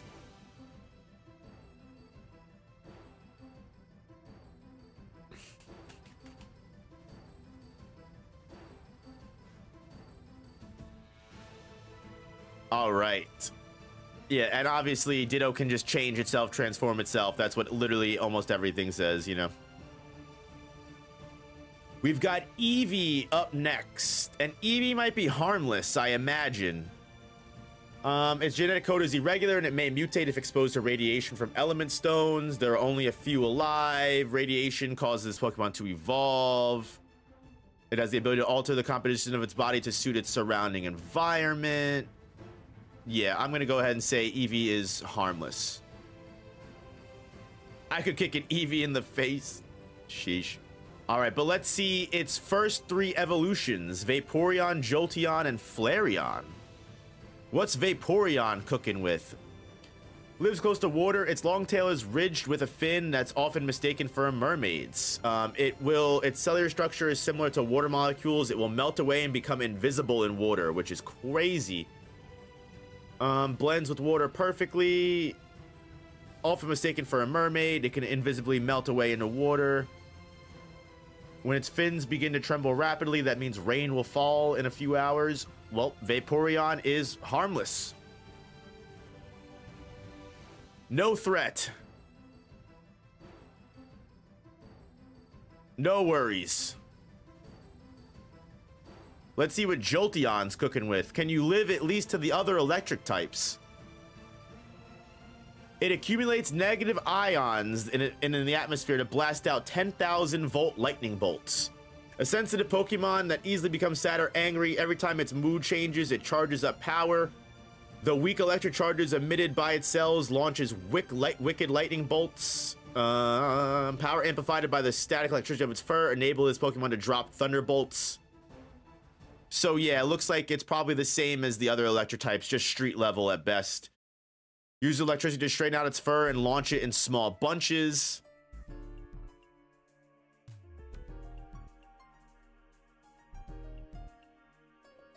Yeah, Jolteon, just like the other electric types, street car level, nothing major. Think Flareon's pretty strong. Let's hope that fire typing is doing numbers. Let's see it. When storing thermal energy in its body, its temperature can soar over 1600 degrees. It has a flame chamber inside of its body, and when it inhales, it blows out fire that is over 3000 degrees Fahrenheit. It's building level, without a doubt.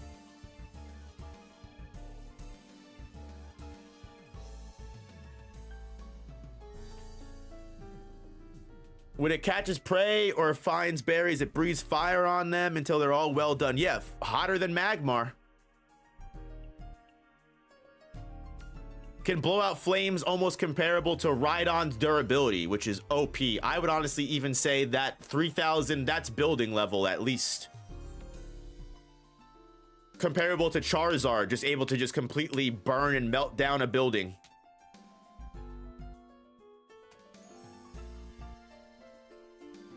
So yeah, Flareon is lore-wise the strongest evolution. Vaporeon's harmless, Jolteon's street and car level, and Flareon is building level.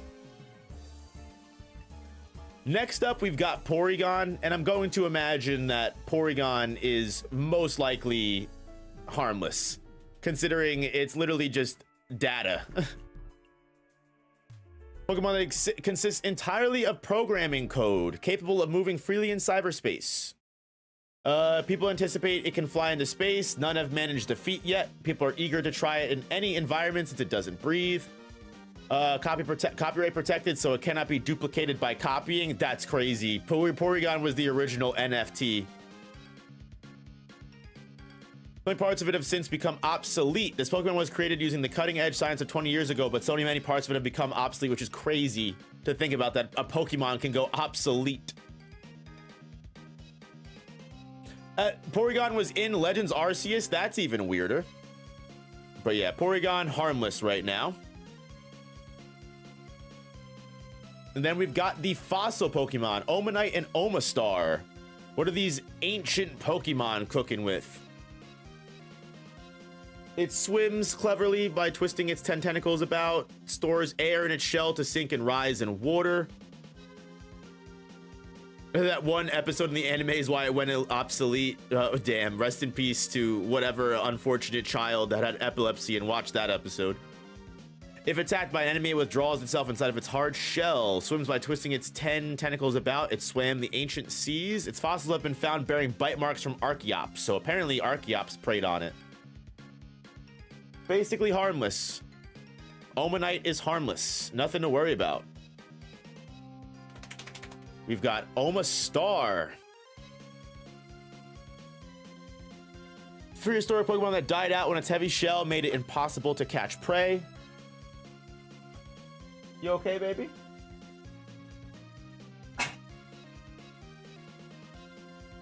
You okay?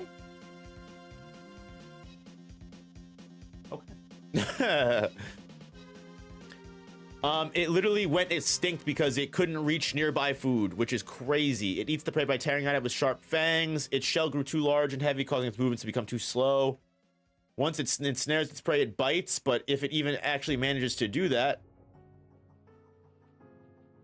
it's apparently a distant ancestor of octillery. Unable to catch food because it was so bad. Yeah, okay. Even though it probably could kill, I'm gonna go ahead and say fucking harmless, dog. It literally got so big that it died because it couldn't eat anymore. It's a shame.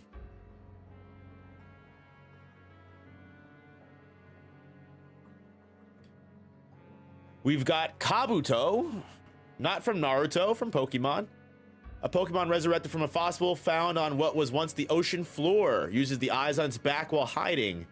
In extremely rare cases, living examples have been discovered. Hasn't changed at all for 300 million years. Protects itself with its large, hard shell. The strength feat of cracking a Shelter's shell is pretty good, though. When did it crack a Shelter's shell? Did I miss that part?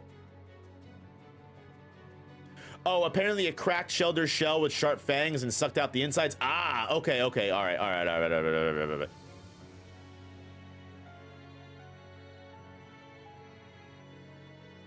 We'll give it human level. Kabuto is harmless. Doesn't do shit but stay on the ocean floor. It's basically a hermit crab. And then you've got Kabutops, which is the cooler fossil Pokemon of the two, in my opinion. It slices its prey with its sharp sickles and drinks the body fluids. Okay, so it can cut you open and suck out your fucking intestines. That's pretty human level to me. This thought this Pokemon came on land because its prey adapted to life on land. Was apparently evolving from being a water dweller to living on land is evident from the beginnings of change in its gills and legs. Kabutops were aggressive Pokemon that inhabited warm seas. All right, so Kabutops gets human level, at least, because it can fucking cut you open and suck out your guts. And we're down to just some of the most powerful Pokemon of all time. Let's do it, guys, and let's finish this shit. Aerodactyl. A prehistoric Pokemon that goes right for the enemy's throat with its serrated saw-like fangs. Resurrected using DNA taken from amber, it appears to have flown by spreading its wings and gliding. It flies the ancient skies while shrieking high-pitched cries. Yeah, and it goes for its throat with saw-like fangs. So at the very least, it's human level.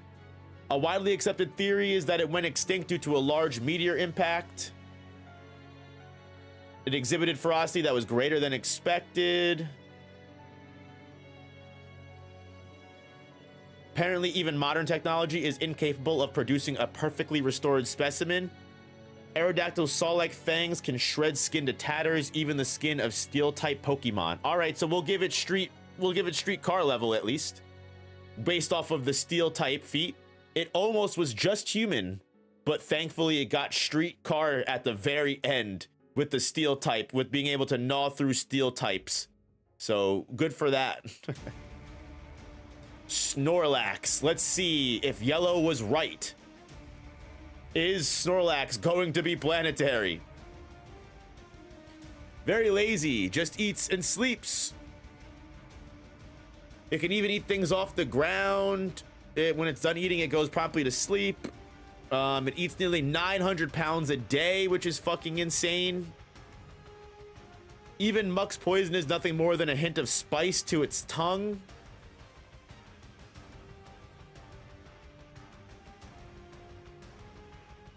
Glutton appears in villages without warning and devours the entirety of their rice granaries. Such occurrences have long been counted among the gravest of disasters. 1,000 pounds.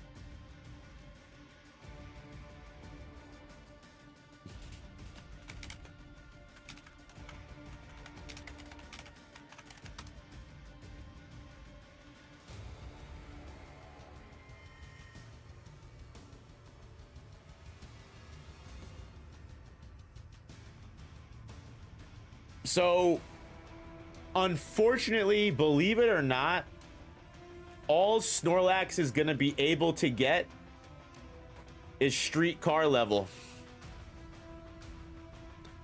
Because even weighing 1,000 pounds and jumping up to the ground, even if he was to fall on top of a house or something, it wouldn't be enough to destroy the entire house. It would cause damage to the house, but it wouldn't destroy the whole house or cause a quake that would just blow up the whole thing.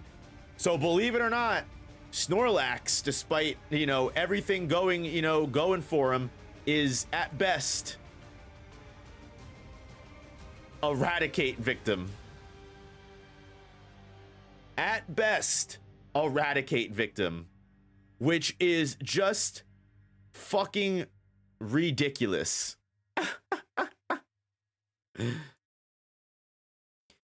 As for the legendary birds, I'm going to have to imagine they should all be at least island to region level, right? Well, hold on. Let's split that, because island and region are actually two different things here, because let's do region above island, because we do know islands exist that aren't just regions. Imagine if Eradicate's stronger than the legendary bird. Nah, I feel like all the legendary birds have to at least be island level. Legendary bird that is said to appear to doom people who are lost in icy mountains. It freezes water that's contained in winter air and makes it snow. It chills moisture in the atmosphere to create snow while flying. As it flies through the sky, it cools the air. It's a legendary bird Pokemon that can control ice. The flapping of its wings chill the air, and as a result, it says when this Pokemon flies, snow will fall. It can create blizzards by freezing moisture in the atmosphere. It freezes water that is contained in winter air and makes it snow. Articuno flies over snowy mountains, its long tail fluttering along behind it. Articuno is said to live in snowy mountains riddled with permafrost. This legendary bird Pokemon can create blizzards by freezing moisture in the air.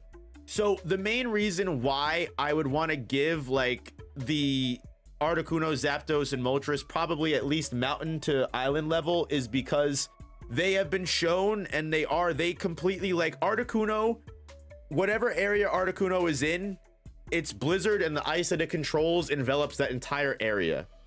So like if we're giving it like, you know,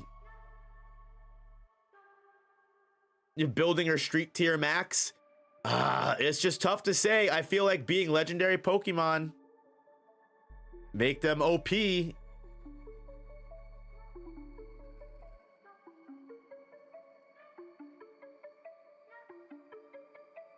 Like, let's see, Zapdos here. Said to appear from clouds while dropping enormous lightning bolts, can turn the entire sky dark while lightning showers down. Usually lives in thunderclouds.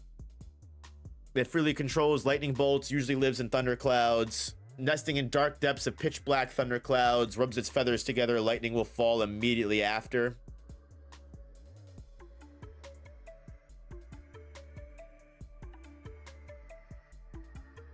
Well, sheesh. Maybe I'm wrong. Every flap of its wings creates a dazzling flash of flames that can turn the entire night sky red. It is said to bring early spring to the wintry lands it visits. It is said to migrate from south along with the spring, has the ability to control fire. If this Pokemon is injured, it can dip its body into molten magma. Its appearance indicates the coming of spring.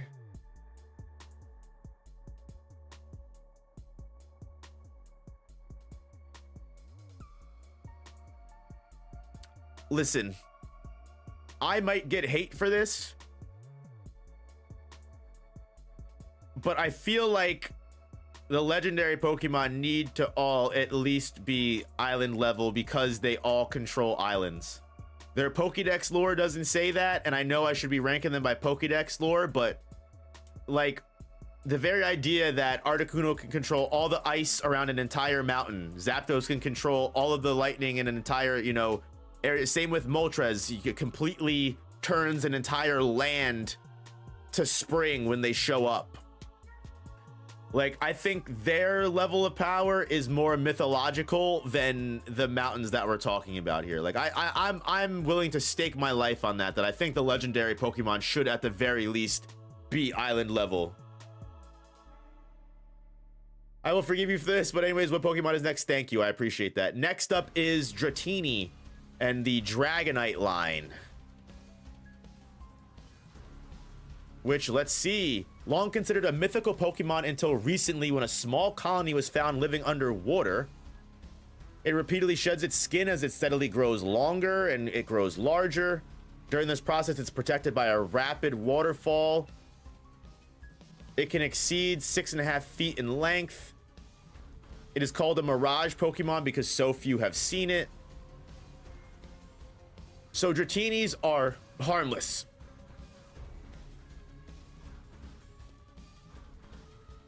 Dratinis are harmless.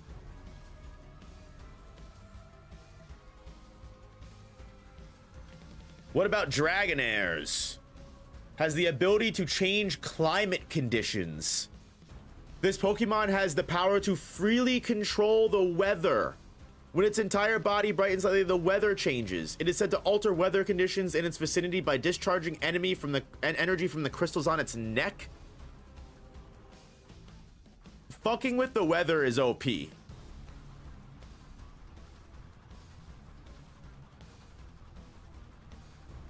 From time immemorial, it has been venerated by agricultural peoples as an entity able to control the weather. I'm going to imagine that any Pokemon that can control the weather, similar to the legendary Pokemon, have to be very fucking strong. If they're controlling the weather, that means they're at least controlling the weather for an entire town. And you know what? I'm willing to give Dragonair town and city. If they can create a fucking hurricane around an entire town, city block, Dragonair is somewhere in there. But I think being able to control the weather is an OP feat. The fact that you can control the weather at all and change the climate to be hot, cold, rainy, stormy, thundery, haily. Dragonair is OP.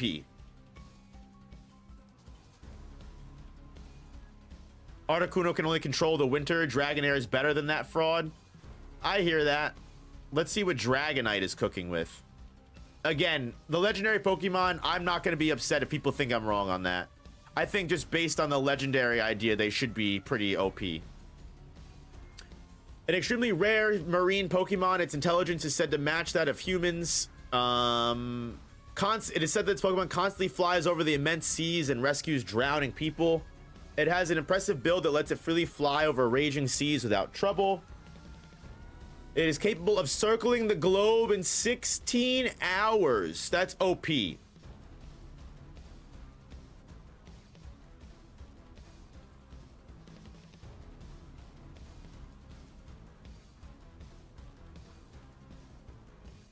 Yeah, I'm gonna go ahead and say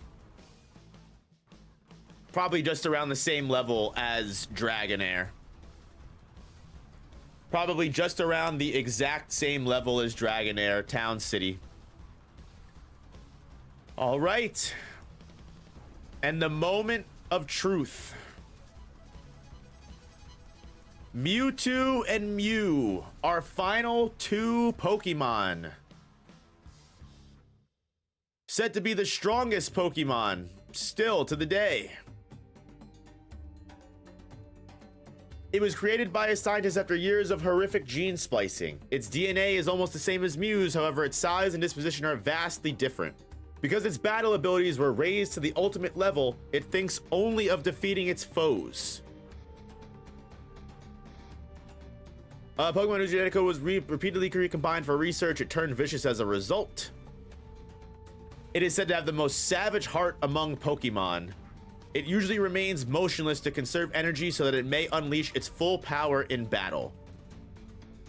Mewtwo is a Pokemon that was created by genetic manipulation. However, even though the scientific power of humans create this Pokemon's body, they failed to endow Mewtwo with a compassionate heart.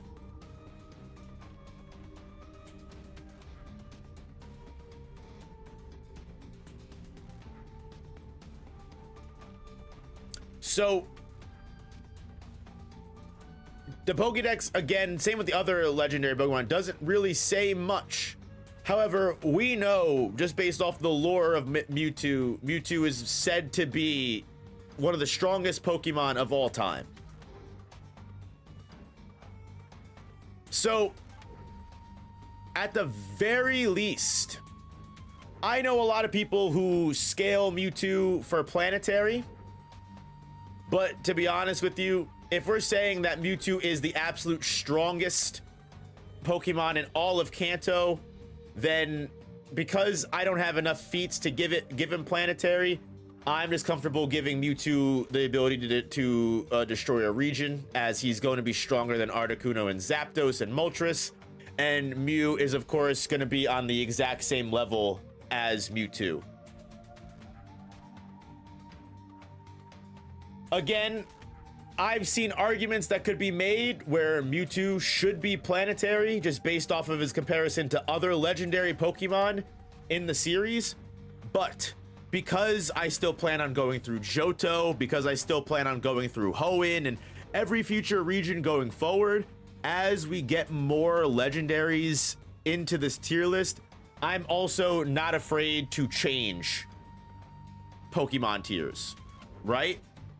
So like, if we do end up going through Johto and Hoenn and find out that the legendary Pokemon that Mewtwo should be stronger than are stronger than Mewtwo, we can raise Mewtwo up. But at least until then, guys, this is our complete tier list, which I think is pretty good. There's a lot of crazy Pokemon I wouldn't have expected to show up in as low of a category as they do. And there's a lot of Pokemon who I wouldn't have expected to show up as high as they do. Dragonite moving at the 2.0 speed of sound. I mean, listen, Scyther's only streetcar level and he's Mach 5, so I think Dragonite Town City is pretty fair. When's the next stream? I'm not sure when the next stream will be, especially when it comes to knowing that this took 4 fucking hours. Johto may not be as long, but yeah, some of these guys are gonna take a while to get through. But guys, again, I'm sorry that I don't have much time to, you know, say goodbye and talk about everything that happened in stream. Just know that I do appreciate you. Some of these Pokemon were definitely major upsets without a doubt, but hey, you know what? That's part of the fun of going through this. I thank you to everyone that was here from the very beginning, and thank you to being here throughout the whole thing. I hope you enjoyed. If you have not already, please hit that like button. It really helps the stream way more than you know. And if you enjoy Pokemon content, maybe check out some of my other Pokemon videos that are on the channel. I've got a Pokemon video on red, on blue, on green. So please go check those videos out if you're looking for more Pokemon content. And yeah, I promise I'll be doing the Johto sequel stream super duper soon. Thank you all so much for everything you guys do. I appreciate your support, and I'll catch you guys in the next one. Peace. Wait, hold on. I don't want this to unlist, so I just want to make sure. Okay, cool. All right, peace.